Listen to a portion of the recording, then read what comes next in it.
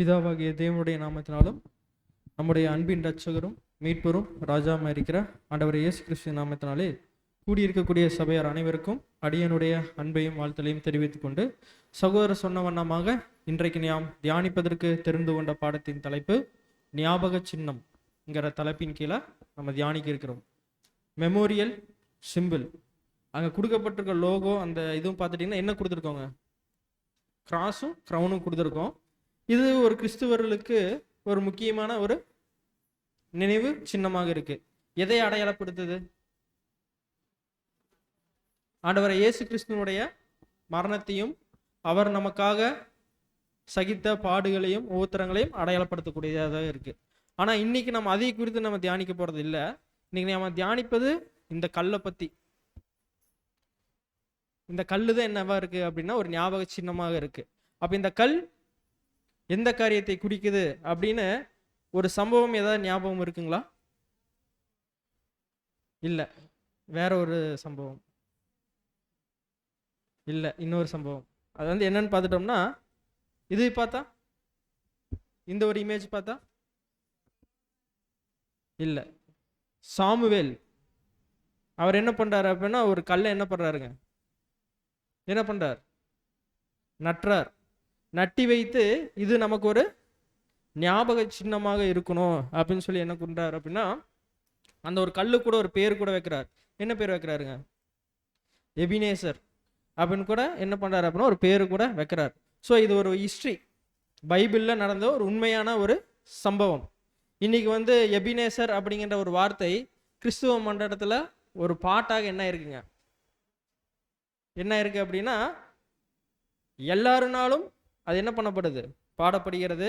கிறிஸ்துவர்கள் எபினேசர் என்ன பண்றாங்க அப்படின்னா பேர் வைக்கிறாங்க. ஆனால் ஆவிக்குரிய இஸ்ரேலர்களாக இருக்கக்கூடிய நமக்கு இந்த எபினேசர் என்கின்ற வார்த்தைக்கு அர்த்தம் என்ன பண்ணணுங்க? தெரியணும். அது எதை குறிக்கிறதாக இருக்குது அப்படிங்கிறது கூட நம்ம என்ன பண்ணிக்கணும் அப்படின்னா அதை தெரிஞ்சுக்கணும் அப்படின்னு பார்க்குறோம். அப்போ இந்த ஒரு சம்பவம் எங்கே நடந்திருக்கு, எங்கே ரெக்கார்ட் பண்ணப்பட்டிருக்கு அப்படின்னா 1 சாமுவேல் 7ஆம் அதிகாரம் முழுக்க ரெக்கார்ட் செய்யப்பட்டிருக்கு. இன்னைக்கு அந்த ஒரு அதிகாரத்தை நம்ம இன்னைக்கு என்ன பண்ண போறோம் அப்படின்னா பார்க்க போறோம். வாசிக்கலாம். 1 சாமுவேல் 7ஆம் அதிகாரம் 1ஆம் வசனம். அப்படியே கீரியாத் யாரீமின் மனுஷர் வந்து கர்த்தருடைய பெட்டியை எடுத்து மேட்டின் மேல் இருக்கிற அபினதாபின் வீட்டிலே கொண்டு வந்து வைத்து கர்த்தருடைய பெட்டியை காக்கும்படிக்கு அவன் குமாரனாகிய எலெயாசாரை பரிசுத்தப்படுத்தினார்கள்.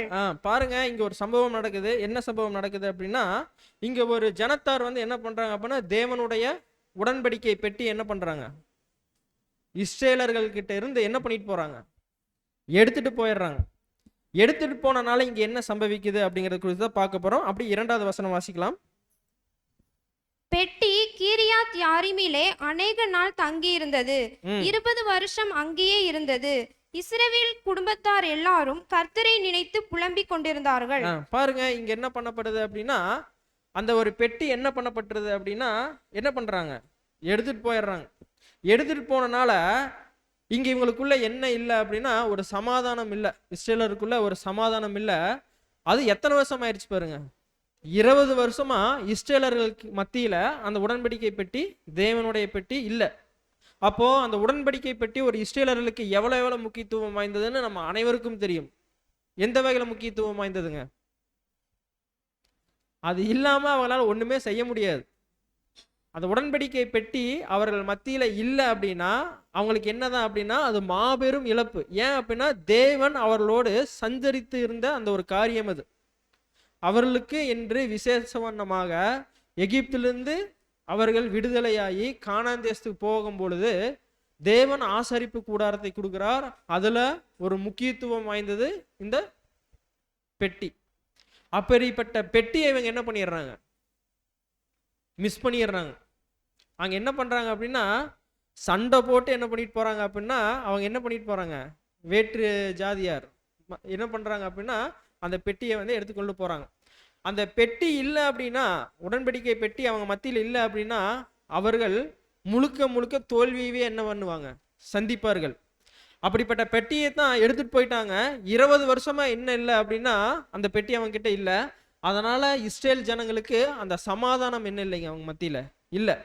இப்போ என்ன பண்றாங்க அப்படின்னா பாருங்க, இப்பதான் ஞாபகம் வந்து கர்த்தரை நினைத்து என்ன பண்றாங்க, புலம்புறாங்க. ஏன் புலம்பணும் அப்படின்னா, இவங்களுக்கு ஏதோ ஒரு பிரச்சனை இருந்தா தான் என்ன பண்ணுவோம், தேவனை நோக்கி. ஆவிக்குரிய சில ஜனங்களும் அப்படித்தான் இருக்கிறோம், மாம்சத்துக்குரியவர்களும் அப்படி இருக்கும் பொழுது நம்மளுக்கு ஒரு பிரச்சனைங்கும் போது என்ன பண்ணுவோம். ஆனா பிரச்சனை இல்லாம நல்லா போயிட்டு இருந்ததுன்னா அன்றாட பைபிள் வாசிப்போம், மன்னா வாசிப்போம், ப்ரேயர் பண்ணுவோம், அப்புறம் தூங்கும்போது 20 கீதம் வாசித்து ப்ரேயர் பண்ணிட்டு போயிடுவோம். ஆனா பிரச்சனைன்னு வந்துருச்சு அப்படின்னா முழுக்க முழுக்க தேவனுடைய கிருபாசன தண்டையில என்ன பண்ணிட்டு இருப்போங்க, ஜீவித்து கொண்டு, மன்றாடி கொண்டு, அழுது கொண்டு, புலம்பிக் கொண்டு என்ன பண்ணிட்டு இருப்போம் அப்படின்னா நாட்களை கடந்து செல்வோம். ஏன் அப்படின்னா அப்பொழுது தேவனுடைய உதவிகளும் அவர் நமக்கு செய்தித்த காரியங்களும் என்ன பண்ணுவோம், இந்த மாதிரி ஒரு பிரச்சனை இருக்கும்போது தேவன்கிட்ட மன்றாடணுமே, கேட்டோமே, அவர் நம்ம உதவி செய்தாருங்கிற ஒரு ஞாபகம் என்ன ஆகும் அப்படின்னா நமக்குள்ள வரும். ஸோ இப்படித்தான் இஸ்ரேல் ஜனங்களுக்குள்ள என்ன ஆகுது அப்படின்னா மிகப்பெரிய ஒரு சோர்வுக்குள்ளாக இருக்கிறார்கள், ஒரு தோல்விக்குள்ள இருக்காங்க, ஒரு சமாதானம் இல்லை. ஏன் அப்படின்னா அவங்க மத்தியில் அந்த பெட்டி இல்லை. இப்போ என்ன பண்றாங்க அப்படின்னா கர்த்தரை நினைத்து புலம்பிக் கொண்டார்கள். புலம்புறாங்க, ஐயோ நமக்கு இவ்வளவு பெரிய கஷ்டம் இருக்குதே, இவ்வளவு கஷ்டப்படுறோமே, நம்ம கிட்ட சமாதானம் இல்லையே அப்படின்னு சொல்லி என்ன பண்றாங்க அப்படின்னா புலம்புறாங்க. அதுக்கு அடுத்த வசனம் 3ஆம் வசனம் வாசிக்கலாம். அப்பொழுது சாமுவேல் இஸ்ரவேல் குடும்பத்தார் யாவரையும் நோக்கி, நீங்கள் உங்கள் முழு இருதயத்தோடும் கர்த்தரிடத்தில் திரும்புகிறவர்களானால் அந்நிய தேவர்களையும் அஸ்தரோத்தையும் உங்கள் நடுவிலிருந்து விலக்கி. பாருங்க, இப்ப என்ன சொல்றாரு அப்படின்னா அப்பொழுது சாமுவேல், அதாவது அடுத்த கட்டமா என்ன பண்றாங்க அப்படின்னா அவங்கள நியாயம் விசாரிக்கக்கூடியவர்கிட்ட என்ன பண்றாங்க, போறாங்க. போய் என்ன பண்றாங்க, எங்களுக்கு இந்த மாதிரி பிரச்சனையா இருக்கு அப்படின்னு சொல்லி என்ன பண்றாங்க அப்படின்னா சொல்றாங்க. அதுக்கு சாமுவேல் என்ன பண்றாரு அப்படின்னா, நீங்கள் உங்கள் முழு இருதயத்தோடு கர்த்தரிடத்தில் திரும்பி வாங்கன்னு சொல்றார். அப்போ முழு இருதயத்தோட திரும்பி வாங்க அப்படின்னா இந்த இருதயத்துக்குள்ள யார் இருக்கிறாங்க, அந்நிய தேவர்கள் அவங்க என்ன பண்ணி வச்சிருக்காங்கன்னா உள்ள நிரப்பி வச்சிருக்காங்க. அப்ப அந்த அந்நிய தேவர்கள் யார் அப்படின்னா அங்க யார சொல்லப்பட்டிருக்குங்க, அஸ்தரோத் என்கின்ற ஒரு தெய்வத்தை பத்தி இங்க என்ன பண்ணப்படுது, சொல்லப்படுது. அப்ப இந்த அஸ்தரோத்ங்கிற தெய்வத்தை இவங்க என்ன பண்ணியிருக்காங்க அப்படின்னா உள்ள வச்சுட்டு இவங்க என்ன பண்றாங்க, இத்தனால 20 வருஷமா அதை வணங்குறது, அதுக்கு தேவையான வழிபாடுகள் செய்யறது அப்படிங்கிற நடைமுறையில என்ன பண்ணிட்டு இருந்திருக்காங்க, வாழ்ந்துட்டு இருந்திருக்கிறாங்க. இப்ப என்ன ஆகுது அப்படின்னா இவங்களுக்கு முன்னாக ஒரு சோதனை வருது. என்ன சோதனை வருது அப்படின்னா பெலிஸ்தியர் வந்து இவங்க என்ன பண்றாங்க, அவங்க கூட சண்டை போடுறதுக்கு என்ன ஆகுறாங்க, தயாராகிறாங்க.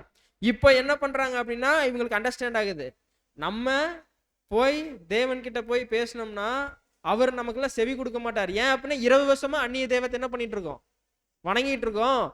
அந்நிய தெய்வமான அஸ்தரோத்தை போய் இனி போய் என்னை காப்பாத்துன்னு சொன்னா அது காப்பாத்தாது. அதனால நம்ம சாமுவேல் கிட்ட போனா நமக்கு ஒரு ஆன்சர் கிடைக்கும்னு சொல்லி என்ன பண்றாங்க அப்படின்னா அங்க போறாங்க. ஆனா அவர் என்ன சொல்லிட்டார், முதல்ல உங்களுடைய முழு இருதயத்தோட கர்த்தரிடத்துல திரும்பி வாங்க, ஏன்னா உங்களுக்குள்ள இருதயத்துல அஸ்தரோத் இருக்கு அப்படின்னு சொல்லி இவர் என்ன பண்றாரு அப்படின்னா சொல்றார். அப்படியே கன்டினியூ பண்ணுங்க சிஸ்டர். உங்கள் இருதயத்தை கர்த்தருக்கு நேராக்கி அவர் ஒருவருக்கே ஆராதனை செய்யுங்கள், அப்பொழுது அவர் உங்களை பெலிஸ்தருடைய கைக்கு நீங்களாக்கி விடுவார் என்றார். பாருங்க, 20 வருஷமா திருந்தாத ஜனங்கள் பெலிஸ்தியர்கள் அவர்கள் மத்தியில வந்து சண்டை பண்ணுவதற்கு அவங்களை பிடிப்பதற்கு வரும்பொழுது என்ன பண்றாங்க, ஓடி வராங்க. ஓடி வந்து அப்பதான் கர்த்தரை நினைச்சு பார்க்கறாங்க. நம்முடைய தேவன் கர்த்தர் எப்படிப்பட்டவர், நம்மளுடைய சந்ததி முற்பிதாக்கள் எங்கிருந்து வந்தவங்க, எகிப்துல அடிமைகளாக இருந்தவங்க, அங்கிருந்து நம்மளை மீட்டு கொண்டு இம்முட்டும் நம்மளை என்ன பண்ணிட்டு இருக்கார், வழி நடத்திட்டு இருக்கார். ஆனா நம்மளோ மனம் திரும்பாம தேவனுக்கு கர்த்தருக்கும் பிரியமில்லாத காரியத்துல செஞ்சுட்டு இருக்கோமே அப்படின்னு இவங்களுக்கு என்ன ஆகுது அப்படின்னா நினைச்சு இப்ப என்ன பண்றாங்க, சாமுவேல் கிட்ட வந்து பார்க்கறாங்க அப்படின்னு பாக்குறோம். அப்ப இதுதான் அஸ்தரோத். இவங்க தான் யாருங்க, அஸ்தரோத். அப்ப இந்த அஸ்தரோத்தை தான் என்ன பண்ணிட்டு இருந்திருக்காங்க அப்படின்னா இத்தனை வருடங்களாக என்ன பண்ணிட்டு இருந்திருக்காங்க அப்படின்னா அவங்களுக்குள்ள வச்சு என்ன பண்ணிட்டு இருக்காங்கன்னா வணங்கிட்டு இருந்திருக்காங்க அப்படின்னு பாக்குறோம். அடுத்து 1 சாமுவேல் 7ஆம் அதிகாரம் 4ஆம் வசனம் முதல் 5ஆம் வசனம் வரை. அப்பொழுது இஸ்ரவேல் புத்திரர் பாகால்களையும் அஸ்தரோத்தையும் விலக்கிவிட்டு கர்த்தர் ஒருவருக்கே ஆராதனை செய்தார்கள். பின்பு சாமுவேல், நான் உங்களுக்காக கர்த்தரை மன்றாடும்படிக்கு இஸ்ரவேலர் எல்லாரையும் மிஸ்பாவிலே கூட்டுங்கள் என்றான். பாருங்க, இப்ப என்ன சம்பவம் நடக்குது அப்படின்னா, அப்பொழுது இஸ்ரவேல் புத்திரர்கள் பாகாலையும் அஸ்தரோத்தையும் என்ன பண்ணிட்டு இருந்திருக்காங்க, வணங்கிட்டு இருந்திருக்கிறாங்க. இப்ப அந்த பாகாலையும் அஸ்தரோத்தையும் விட்டு விலகி இப்ப என்ன பண்றாங்க, கர்த்தர் ஒருவருக்கே ஆராதனை செய்யக்கூடிய நிலைமைக்குள்ள என்ன ஆகுறாங்க, வராங்க. அப்பதான் சாமுவேல் என்ன பண்றாரு அப்படின்னா, பின்பு சாமுவேல், நான் உங்களுக்காக கர்த்தரை மன்றாடும்படிக்கு, அதாவது இவர் என்ன பண்ண போறாரு அப்படின்னா, சகோதரர் ரைட்டிங்ஸ்ல கொடுக்கும் பொழுது சாமுவேல் கர்த்தருடைய சன்னதியில போய் இந்த ஜனங்களுக்காக மன்றாடி இருக்கிறாருங்கிற வார்த்தைக்கு அவர் என்ன சொல்றாரு அப்படின்னா, அழுது புலம்பி இருக்கார். புலம்பல, அழுது இருக்கார். கண்ணீர் விட்டு அந்த ஜனங்களுக்காக தவறு செஞ்சுட்டாங்க, இப்போ மனம் திருந்தி வந்திருக்காங்க, கர்த்தரே தேவனே இவங்களுக்கு ஒரு நல்ல ஒரு வழியை காட்டுங்கன்னு சொல்லி அவர் என்ன பண்றாராமா, அழுது என்ன பண்றாருங்களாமா, அவங்களுக்காக வேண்டிக் கொள்றாரு. அதற்காக தேவன் என்ன பண்றாரு அப்படின்னா, அந்த வழிபாடு செய்வதற்காக, அந்த ஒரு பிரார்த்தனையை சாமுவேல் செய்வதற்காக மிஸ்பா என்கின்ற ஒரு இடத்துக்கு என்ன பண்றாரு அப்படின்னா வர வைக்கிறார். வர வச்சு இவங்க என்ன பண்றாரு அப்படின்னா, அவர்களுக்கு தேவையான காரியங்களை அவர் என்ன பண்றாரு அப்படின்னா செய்யறாரு அப்படின்னு பாக்குறோம். ஸோ இப்படித்தான் இஸ்ரேல் ஜனங்கள் என்ன பண்ணிட்டு இருந்தாங்க அப்படின்னா, பாகால்லேயே நிறைய கேட்டகரிஸ் இருக்குங்க. ஸோ ஒரு பாகால் வந்து பார்த்தீங்கன்னா இந்த மாதிரி ஸ்டாச்சுவில் கையில் வந்து ஒரு குச்சி வச்சுட்டு நிற்கிற மாதிரி இருக்கும். இன்னொரு பாகால் வந்து பார்த்தீங்கன்னா கையை நீட்டி உட்காந்துக்கிற மாதிரி இருக்கும். ஸோ அதெல்லாம் என்னன்னு நம்ம பார்க்கலாம். ஸோ இந்த மாதிரி தான் இஸ்ரேல் ஜனங்க என்ன பண்ணிட்டு இருந்தாங்கன்னா, வணங்கிட்டு இருந்தவங்க இப்போ அஸ்தரோத்தையும் பாகலையும் தங்களோட இருதயத்திலிருந்து தூக்கி எரிஞ்சிட்டு இப்போ மெய்யான கர்த்தரை தேடி இப்போ என்ன பண்றாங்க, வராங்க அப்படின்னு பார்க்குறோம். அடுத்து 1 சாமுவேல் 7:6 வாசிக்கலாம். அவர்கள் அப்படியே மிஸ்பாவிலே கூடி வந்து தண்ணீர் மொண்டு கர்த்தருடைய சந்நிதியில் ஊற்றி அன்றைய தினம் உபவாசம் பண்ணி கர்த்தருக்கு விரோதமாக பாவம் செய்தோம் என்று அங்கே சொன்னார்கள். மிஸ்பாவிலே சாமுவேல் இஸ்ரவேல் புத்திரரை நியாயம் விசாரித்து கொண்டிருந்தான். இப்ப பாருங்க, மிஸ்பாவில வந்து சாமுவேல் என்ன பண்றாருன்னா அவர்களை நியாயம் விசாரிக்கிறார். எப்படி விசாரிக்கிறார் அப்படின்னா, ஃபர்ஸ்ட் அவங்க மிஸ்பாவுக்கு வராங்க. அவர்கள் அப்படியே மிஸ்பாவிலே கூடி தண்ணீரை மொண்டு என்ன பண்றாங்க அப்படின்னா ஊத்துறாங்க. தேவனுடைய சன்னதியில தண்ணீரை மொண்டு என்ன பண்றாங்க, ஊத்துறாங்க. அப்போ அவர்கள் செய்த தவறுகள் எல்லாத்தையும் அவர் என்ன பண்றார், இஸ்ரேல் ஜனங்கள் என்ன பண்றாங்கன்னா சொல்றார். அதனாலதான் அவர் என்ன பண்றாரு அப்படின்னா விசாரிக்கிறார். அப்போ சாமுவேல் என்ன பண்றாரு அப்படின்னா, நீங்க என்னென்ன தவறு செஞ்சீங்க, உங்களுடைய இருதயத்துல நீங்க முழுக்க முழுக்க கர்த்தரை தூக்கி வீசிட்டு அந்நிய தேவங்களை என்ன பண்ணிட்டீங்க, உள்ள நிரப்பிட்டீங்க அப்படின்றார். இந்த ஒரு காரியம் ஏன் இஸ்ரேல் ஜனங்களுக்குள்ள வந்தது அப்படின்னா, இவர்கள் எகிப்துல அடிமைத்தனத்தில் இருக்கும்போது தேவன் யாருன்னு இவங்களுக்கு என்ன இல்லை, அந்த நாலேஜே இல்லை, யார் உண்மையான தேவன் அப்படிங்கிற அறிவு இவங்களுக்கு இல்லை.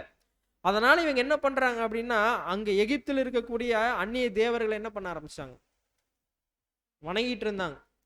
அதுக்கப்புறம் மோசே நிமித்தம் என்ன பண்றாங்க, ரெஸ்கியூ ஆப்ரேஷன், அந்த ஒரு விடுதலை நிமித்தம் என்ன பண்றாங்க அப்படின்னா வனாந்தர பிரயாணத்துக்குள்ள வராங்க. ஆனாலும் அந்த ஒரு எண்ணம் இவங்களுக்குள்ள என்ன ஆகல, முழுமையாக தேவனை ஏத்துக்கிறது. அப்புறம் நாளடைவில் இவங்களுக்கு தேவையானவைகள் பூர்த்தி அடைஞ்சது என்ன பண்ணிடுறது அப்படின்னா கிராஜுவலான வாழ்க்கை வாழ்றது. அப்புறம் பக்கத்தில் இருக்கக்கூடிய ஜனங்கள் யாரை கும்பிடுறாங்களோ யாரை வணங்குறாங்களோ அந்த தெய்வங்களை இவங்க என்ன பண்றது, தன்னுடைய தெய்வமாக ஏற்றுக்கொண்டு இருதயத்தில் என்ன பண்ணிக்கிறதுங்க, முழுமையாக ஏற்றுக்கொள்ளுவாங்க. தேவனை ஏற்றுக்கொள்ளும் போது முழுமையாக ஏற்றுக்குவாங்க, அந்நிய தேவர்களை ஏற்றுக்கொள்ளும் போது முழுமையாக ஏற்றுக்குவாங்க. இதான் பிரச்சனையே. மறந்தாலும் ஒரு அடியா என்ன பண்ணிடுறது, மறந்துடுறது. ஏற்றுக்கொள்ளும் பொழுதும் ஒரு அடியா என்ன பண்றது, ஏற்றுக்கொள்றது.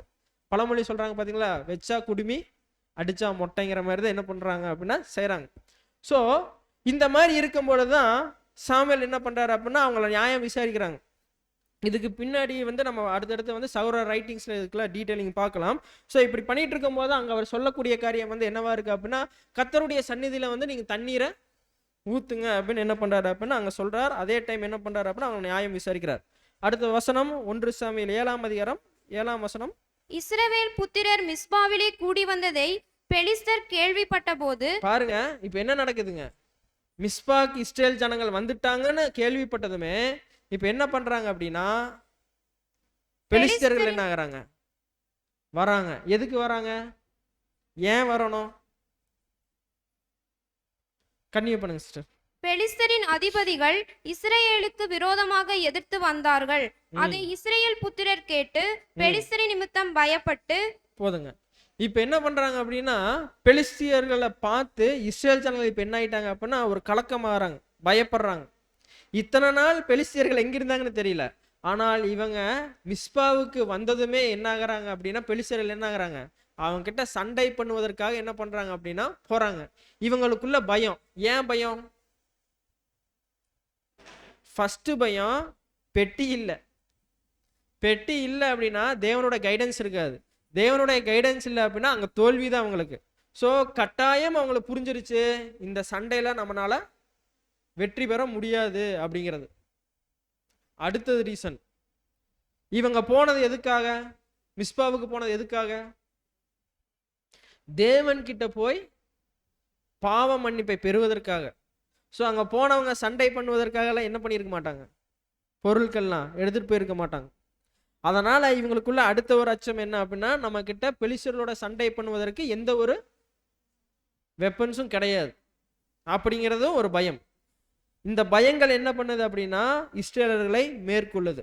அடுத்த சம்பவம் என்ன நடக்குது அப்படின்னா வாசிக்கலாம். 8ஆம் வசனம் 9ஆம் வசனம். சாமுவேலை நோக்கி, நம்முடைய தேவனாகிய கர்த்தர் எங்களை பெலிஸ்தரின் கைக்கு நீங்களாக்கி ரட்சிக்கும்படிக்கு எங்களுக்காக அவரை நோக்கி ஓயாமல் வேண்டிக் கொள்ளும் என்றார்கள். பாருங்க, சாமுவேல் கிட்ட போய் என்ன சொல்றாங்க, சாமுவேல் நீங்க எங்களுக்காக தயவு செய்து கர்த்தர்கிட்ட தேவன் கிட்ட எங்களுக்காக ஓயாம வேண்டிக்கங்கிறாங்க.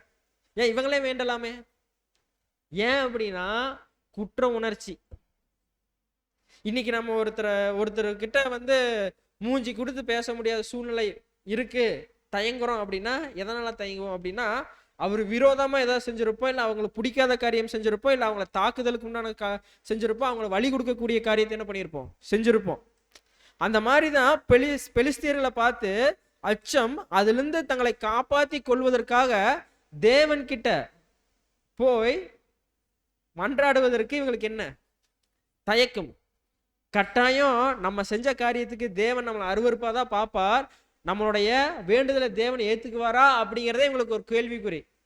அதனால போய் என்ன பண்றாங்க அப்படின்னா சாமுவேல் கிட்ட, சாமுவேல் எங்களுக்காக ஓயாம வேண்டிக் கொள்ளுங்க தயவு செய்துன்னு என்ன பண்றாங்க அப்படின்னா வேண்டிக் கொள்றாங்க. 9ஆம் வசனம் வாசிக்கலாம். அப்பொழுது சாமுவேல் பால் குடிக்கிற ஒரு ஆட்டுக்குட்டியை பிடித்து அதை கர்த்தருக்கு சர்வாங்க தகன பலியாக செலுத்தி இஸ்ரேலுக்காக கர்த்தரை நோக்கி வேண்டிக் கொண்டான்.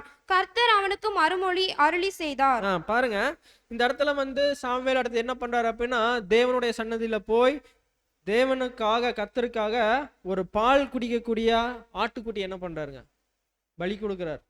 பாருங்க, பால் குடிக்கிற ஆட்டுக்குட்டினா என்ன வயசு இருக்கும், ரொம்ப ரொம்ப குட்டியா இருக்கும். அந்த ஒரு குட்டி என்ன பண்றாரு அப்படின்னா போய் தேவனுக்காக சர்வாங்க தகன பலியாக கொடுக்கிறார். அது கர்த்தர் என்ன பண்றாரு அப்படின்னா அவர்களுக்கு மறுமொழியை கூட என்ன பண்றாருங்க, அவர் கூட சொல்றார். அப்போ அங்க ஒரு பாவ நிவர்த்திக்காக ஒரு ஆட்டுக்குட்டி என்ன பண்ணப்படுது அப்படின்னா அங்க பலியாக கூட கொடுக்கப்படுதுன்னு பார்க்குறோம். அப்போ இந்த ஒரு காரியம் அடுத்த பார்க்குறோம். இந்த ஒரு சகோதரர் சொல்லும் பொழுது இந்த இடத்துல சாலமோன் இஸ்ரேல் ஜனங்களுக்காக மன்றாடும் பொழுதெல்லாம் ஓயாம என்ன பண்ணியிருக்காருன்னா அழுதுருக்கார். ரொம்ப ரொம்ப அவர் ரொம்ப வலி அனுபவிச்சிருக்கார். அந்த ஜனங்கள் செஞ்சது தப்பு தான், ஆனா தயவு செய்து அவர்களை மன்னியுங்க அப்படின்னு சொல்லி என்ன பண்றாரு அப்படின்னா ஓயாம அழுதுருக்கார். இந்த ஒரு டைம்லயும் அழுதுருக்கார், இதுக்கு முன்பாகவும் என்ன பண்ணியிருக்காருங்க, ஃபர்ஸ்ட் ரிக்வெஸ்ட் அவங்க வைக்கும் போது கூட என்ன பண்றாரு அப்படின்னா அழுதுதே என்ன பண்ணியிருக்காராமா அந்த இஸ்ரேல் ஜனங்களுக்காக தேவன் கிட்ட போய் அவர் மன்றாடி இருக்கார் அப்படிங்கறத கூட நம்ம என்ன பண்றோம் அப்படின்னா பார்க்கிறோம்.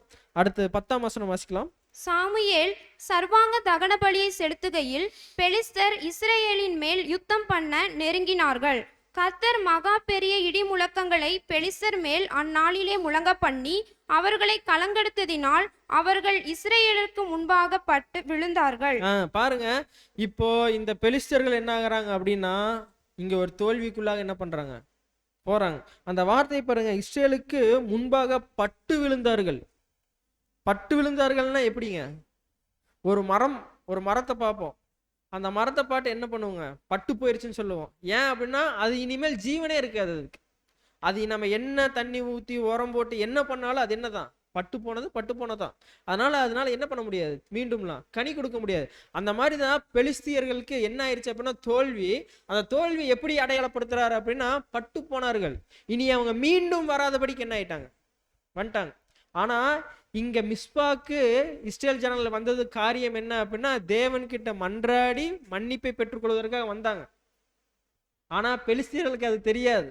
அவங்க எதற்காகவோ சாமுவேலை பார்ப்பதற்காக வந்திருக்காருன்னு சொல்லிட்டு இவங்க என்ன பண்ணிட்டாங்க, தைரியமா போயிட்டாங்க. ஆனால் அங்க தேவனுடைய மகா பெரிய கிருபையும் இரக்கமும் வருவதை பெலிஸ்தியர்களுக்கு என்ன பண்ண முடியல, தெரியல. அங்க பாருங்க, இஸ்ரேல் ஜனங்கள் சண்டை போட்டாங்களா, இல்ல. அங்க ஒரு இடி முழுக்கமத்தை என்ன பண்றாருங்க, உண்டு பண்றார். அங்க ஒரு இயற்கையான சூழ்நிலை என்ன பண்றாரு அப்படின்னா மாத்துறாரு. அப்போ அதன் நிமித்தம் அந்த பெலிஸ்தீன்ல என்ன பண்றாங்க அப்படின்னா ஒரு குழப்பமான சூழ்நிலை, மழை இடி முழக்கம் சத்தம்லாம் வரும்போது அவங்க என்ன ஆகுறாங்கன்னா கன்ஃபியூஸ் ஆகுறாங்க. கன்ஃபியூஸ் ஆகும்போது என்ன ஆகுறாங்க அப்படின்னா திரும்பி என்ன பண்றாங்க அப்படின்னா அவங்க திரும்பும்போது இஸ்ரேல் என்ன பண்றாங்கன்னா துரத்தி போய் என்ன பண்றாங்க, அவங்க கிட்ட இருக்கக்கூடிய ஆயுதங்களை வச்சு என்ன பண்றாங்க அப்படின்னா அடுத்து தாக்குறாங்க, எதிர்க்கிறாங்கன்னு பாக்குறோம். 11ஆம் வசனம் வாசிக்கலாம். அப்பொழுது இஸ்ரேலர் மிஸ்பாவில் இருந்து பெலிஸ்தரை பின்தொடர்ந்து போய் பெத்காரிம் பள்ளத்தாக்கு மட்டும் அவர்களை முறிய அடித்தார்கள். அப்பொழுது சாமுவேல், போதுங்க சிஸ்டர், இந்த இடத்துல பார்த்துட்டோம் அப்படின்னா அந்த பெத்காரிம்ங்கிற பள்ளத்தாக்கு இருக்கு பாத்தீங்களா, இங்கதான் ஸ்பெசிஃபிக்கா இந்த இடத்த ஏன் சொல்றாரு அப்படின்னா இதே இடத்துல தான் இஸ்ரேல் ஜனங்கள் அந்த உடன்படிக்கை பெட்டியும் என்ன பண்ணாங்கன்னா தவற விட்டாங்க. அதே இடத்துல இப்ப என்ன பண்றாங்க அப்படின்னா தேவன் அந்த இடத்துல இவங்களுக்கு என்ன பண்றாரு அப்படின்னா ஒரு வெற்றியை கூட என்ன பண்றாருங்க கொடுக்குறாங்க அப்படிங்கறத கூட பாக்குறோம். அடுத்த 12-13 வாசிக்கலாம். அப்பொழுது சாமுவேல் ஒரு கல்லை எடுத்து மிஸ்பாவுக்கும் சேனுக்கும் நடுவாக நிறுத்தி இம்மட்டும் கர்த்தர் எங்களுக்கு உதவி செய்தார் என்று சொல்லி அதற்கு எபினேசர் என்று பெயரிட்டான். போதும் சிஸ்டர், இப்பதான் இங்க ஒரு காரியத்தை என்ன பண்றாருங்க சாமுவேல் செய்றார். என்ன காரியம் செய்றார் அப்படின்னா அப்பொழுது சாமுவேல் ஒரு கல்லை எடுத்து மிஸ்பாவுக்கும் சேனுக்கும் நடுவாக நிறுத்தி என்ன பண்றாருங்க, இம்மட்டும் கர்த்தர் எங்களுக்கு உதவி செய்தார் என்று சொல்லி அதற்கு எபினேசர் என்று பெயரிட்டு ஒரு கல்லை என்ன பண்றார், நற்றார். அப்ப எபினேசர் என்கின்ற பேருக்கு அர்த்தம் என்ன, இம்மட்டும் கர்த்தர் எங்களுக்கு உதவி செய்தார். அப்ப அந்த கல்லை பார்க்கும் போதெல்லாம் இஸ்ரேல் ஜனங்களுக்கு என்ன ஞாபகம் வரும், தேவன் நமக்கு செய்த உதவி. அந்த உதவி எப்படிப்பட்ட உதவி அப்படின்னா நீ தேவனை விட்டு முழுக்க 20 வருஷமா அவருக்கு பிடிக்காத காரியத்தை செஞ்சு விலகி போயிட்ட, தேவனையே மறந்துட்ட, தேவன்கிட்ட போய் பேசுவதற்கே தகுதி இல்லை. அதையே இஸ்ரேல் ஜனங்களும் அறிஞ்சிருந்தாங்க. இதனால நம்ம சாமுவேல் கிட்ட போய் மன்றாடின காரியம், சாமுவேல் நமக்கு செய்த மன்றாடு, அவர் நமக்காக நம்ம செய்த தவறுக்காக அவர் அழுத காரியங்கள், மற்றும் பெலிஸ்தியர்கள் இஸ்ரேல் ஜனங்களை மேற்கொண்ட காரியங்கள், மரணம் போகக்கூடிய சூழ்நிலை, இவ்வளவு காரியங்களையும் இஸ்ரேல் ஜனங்களுக்கு என்ன பண்ணணுங்க ஞாபகம் வேணும். அப்படின்னா அங்க சாமுவேல் அந்த கல்லை நெட்லின்னு வைங்களேன், இஸ்ரேல் ஜனங்கள் அப்பா நம்ம சேஃப் ஆயிட்டோம்னு சொல்லி மீண்டும் என்ன பண்ணுவாங்க, எப்பவும் போல நார்மலான வாழ்க்கையை வாழ்ந்துட்டு இருப்பாங்க. கொஞ்ச நாள் கழிச்சு மறக்கலாம், மறந்தே போகலாம், மீண்டும் விக்கிரகங்களை என்ன பண்ணலாம், வணங்கலாம். ஆனால் அந்த கல்லை பார்க்கும் போதெல்லாம் இவங்களுக்கு என்ன பண்ணும், அதனாலதான் சொல்றார் இம்மட்டும் கர்த்தர் எங்களுக்கு உதவி செய்தார் என்று சொல்லி ஒரு கல்லை நட்டி அதற்கு எபினேசர் என்று என்ன பண்ணார், பேர் வைத்தார் அப்படின்னு பார்க்கிறோம். 13ஆம் வசனம் வாசிக்கலாம் சிஸ்டர். இந்த பிரகாரம் பெலிஸ்தர் அப்புறம் இஸ்ரேலின் எல்லையிலே வராதபடிக்கு தாழ்த்தப்பட்டார்கள். சாமுவேலின் நாளெல்லாம் கர்த்தருடைய கை பெலிஸ்தருக்கு விரோதமாக இருந்தது. பாருங்க, அதுக்கப்புறம் பெலிஸ்தர்கள் என்ன ஆனாங்க அப்படின்னா என்ன பண்ணல, இஸ்ரேல் கிட்ட அவங்க என்னவே பண்ணல, வச்சுக்கவே இல்லை. அவங்க வேலையை பட்டு இருந்தாங்க, இவங்க வேலையை பட்டுறாங்க. அதனாலதான் இதுக்கு முன்னாடி அந்த வசனம் பெலிஸ்தியர்கள் பட்டு போனார்கள். மீண்டும் அவங்களால எழுந்து வந்து இஸ்ரேல் ஜனங்கள்கிட்ட சண்டை போடுறதுல அவங்களுக்கு என்ன இல்லைங்க, தைரியம் இல்லை. நினைச்சாங்கனாலே இவங்களுக்கு என்ன நினைப்பு வரும், இவங்களுக்கும் அந்த கல்லை பார்த்தா என்ன ஆகும், இவங்களுக்கு அந்த இடத்துக்கு போனா என்ன ஆகும், ஞாபகப்படுத்துவாங்க இங்க ஒரு தோல்வியை சந்திச்சோம், இஸ்ரேல் ஜனங்கள் எதுவுமே பண்ணல, சண்டைக்கே வரல, ஆனால் அவர்கள் வணங்கக்கூடிய தெய்வம் நம்மளை என்ன பண்ணார், மேற்கொண்டார் அப்படிங்கிற ஞாபகம் அவங்களுக்கு என்ன ஆகும் அப்படின்னா வரும் அப்படிங்கிறத பார்க்குறோம். அடுத்த மீதி இருக்கக்கூடிய வசனங்களை வாசித்து முடிக்கலாம். பெலிஸ்தர் இஸ்ரேல் கையிலிருந்து பிடித்திருந்த எக்ரோன் துவங்கி காத் மட்டுமுள்ள பட்டணங்களும் இஸ்ரேலுக்கு திரும்ப கிடைத்தது. அவைகளையும் அவைகளின் எல்லைகளையும் இஸ்ரேலர் பெலிஸ்தர் கையில இராதபடிக்கு விடுவித்து கொண்டார்கள். இஸ்ரேலுக்கும் எமோரியருக்கும் சமாதானம் உண்டாயிருந்தது. சாமுவேல் உயிரோடிருந்த நாளெல்லாம் இஸ்ரேலை நியாயம் விசாரித்தான். அவன் வருஷா வருஷம் புறப்பட்டு பெத்தேலையும் கில்காலையும் மிஸ்பாவையும் சுற்றி போய் அவ்விடத்தில் உள்ளவைகள் எல்லாம் இஸ்ரேலை நியாயம் விசாரித்த பின்பு அவன் ராமாவுக்கு திரும்பி வருவான். அவனுக்கு வீடு அங்கே இருந்தது. அங்கே இஸ்ரேலை நியாயம் விசாரித்து அவ்விடத்தில் கர்த்தருக்கு ஒரு பலிபீடத்தை கட்டினான். பாருங்க, கடைசி அவர் என்ன பண்றாரு அப்படின்னா ஒரு பலிபீடத்தை அவர் என்ன பண்றார், கட்டுறார். அவர் என்ன பண்றாரு அப்படின்னா அவர் உயிரோடு இருக்கும் நாளெல்லாம் இஸ்ரேல் என்ன பண்ணிட்டு இருந்தாருங்க, நியாயம் தீர்த்துட்டு இருந்தார். ஏன் அப்படின்னா இந்த இடத்துல ஏன் கோட் பண்ணியிருக்காரு அப்படின்னா இஸ்ரேல் ஜனங்களுடைய மனநிலைமையை முழுக்க சாமுவேல் என்ன பண்ணியிருந்தார், அறிஞ்சிருந்தார். அவருடைய வீடு எங்கிருந்தது அப்படின்னா ராமாவில் இருந்தது. அந்த ராமாவில் இருந்து அவர் என்ன பண்ணுறாரு அப்படின்னா 3 பட்டணங்கள் தேசங்களில் போய் என்ன பண்ணுறாரு அப்படின்னா நியாயம் விசாரிச்சுட்டு இருக்கிறார். இஸ்ரேலை விசாரிக்கிறார், மிஸ்பாவில் போய் என்ன பண்ணுறாரு அப்படின்னா நியாயம் விசாரிக்கிறார், பெத்லஹேமில் போய் என்ன பண்ணுறாரு அப்படின்னா நியாயம் விசாரிக்கிறார். ஸோ இந்த மாதிரி 3 இடங்களில் போய் அவர் என்ன பண்ணிட்டு இருந்தார் அப்படின்னா நியாயம் விசாரித்து கொண்டு இவர் என்ன பண்ணிட்டு இருந்தார் அப்படின்னா இருந்தார்.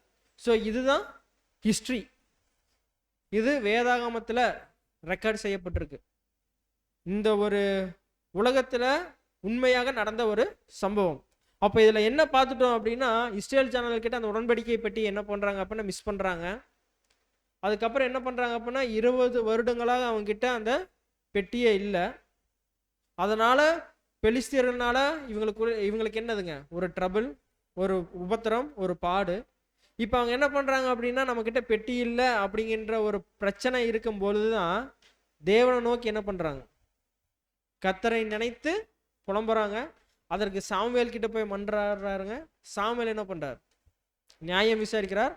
விசாரிக்கும் போது அந்த இன்வெஸ்டிகேஷனில் என்ன கண்டுபிடிக்கிறாங்க அப்படின்னா அந்நிய தேவங்களாக அஸ்தரோத்தையும் பாகாலையும் என்ன பண்ணிட்டு இருந்திருக்காங்க, வணங்கிட்டு இருந்திருக்காங்க. அப்போது யார் அந்த அஸ்தரோத், யார் அந்த பாகால்? அடுத்தது இதில் என்ன பாடம் அப்படின்னா இஸ்ரேல் ஜனங்களுக்கு ஆவிக்குரிய பாடம். யார் பெலிஸ்தியர், 7ஆம் தூதனுடைய சிந்தனை என்ன அப்படிங்கிறத குறித்து தான் இன்றைக்கி நம்ம என்ன பண்ண போகிறோம் அப்படின்னா தியானிக்க போகிறோம். அப்போது பாகால் மற்றும் அஸ்தரோத் அப்படின்னா இந்த அஸ்தரோத் இருக்காங்க பார்த்தீங்களா, இந்த அஸ்தரோத் வந்து ஒரு ஃபீமேல் காட், பாகால் வந்து ஒரு மேல் காட்.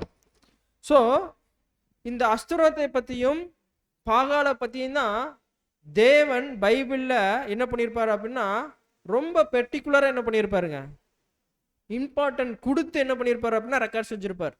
மற்றபடியெல்லாம் பார்க்கும் பொழுது அவர்கள் அந்நிய தேசத்தாருடைய தெய்வத்தை வணங்கினார்கள், அவங்க சிரியா தேசத்துடைய தெய்வங்களை வணங்கினார்கள், அவர்கள் பெலிஸ்தியருடைய கடவுளை வணங்கினார்கள் தான் என்ன பண்ணியிருக்குன்னா சொல்லப்பட்டிருக்கோம். ஆனால் இந்த 2 தெய்வங்களை பற்றி விக்கிரங்களை பற்றி சொல்லும் பொழுது அவர் அருவருப்புன்னு சொல்லி என்ன பண்ணியிருப்பார், சொல்லியிருப்பார். அவ்வளோ அருவருப்பான விஷயம் இது. இந்த அஸ்தரோத் அப்படிங்கிறது ரொம்ப ரொம்ப அருவருப்பு, பாகாலுங்கிறது ரொம்ப ரொம்ப அருவருப்பு. ஸோ இது வந்து பார்த்தீங்கன்னா கிரேக்கத்தில் வந்து பார்த்தீங்கன்னா அஸ்தரார் அப்படின்னு இருக்கும், பாபிலோன் அஸ்ரியஸோட வந்து ஈஸ்டர்னு சொல்லுவாங்க. ஸோ இப்படி தேவனால் ரொம்ப ரொம்ப அருவருக்கப்பட்ட தெய்வங்களை யார் வணங்கிட்டு இருந்தது? தேவன் இந்த ஜனங்கள் இந்த 2 தெய்வங்களை வணங்கினா இமிடியேட் பனிஷ்மெண்ட் கொடுத்துட்டு இருந்தார். அதை மட்டும் தேவன் என்ன பண்ணிக்கவே இல்லை அப்படின்னா ஏற்றுக்கொள்ளவே இல்லை.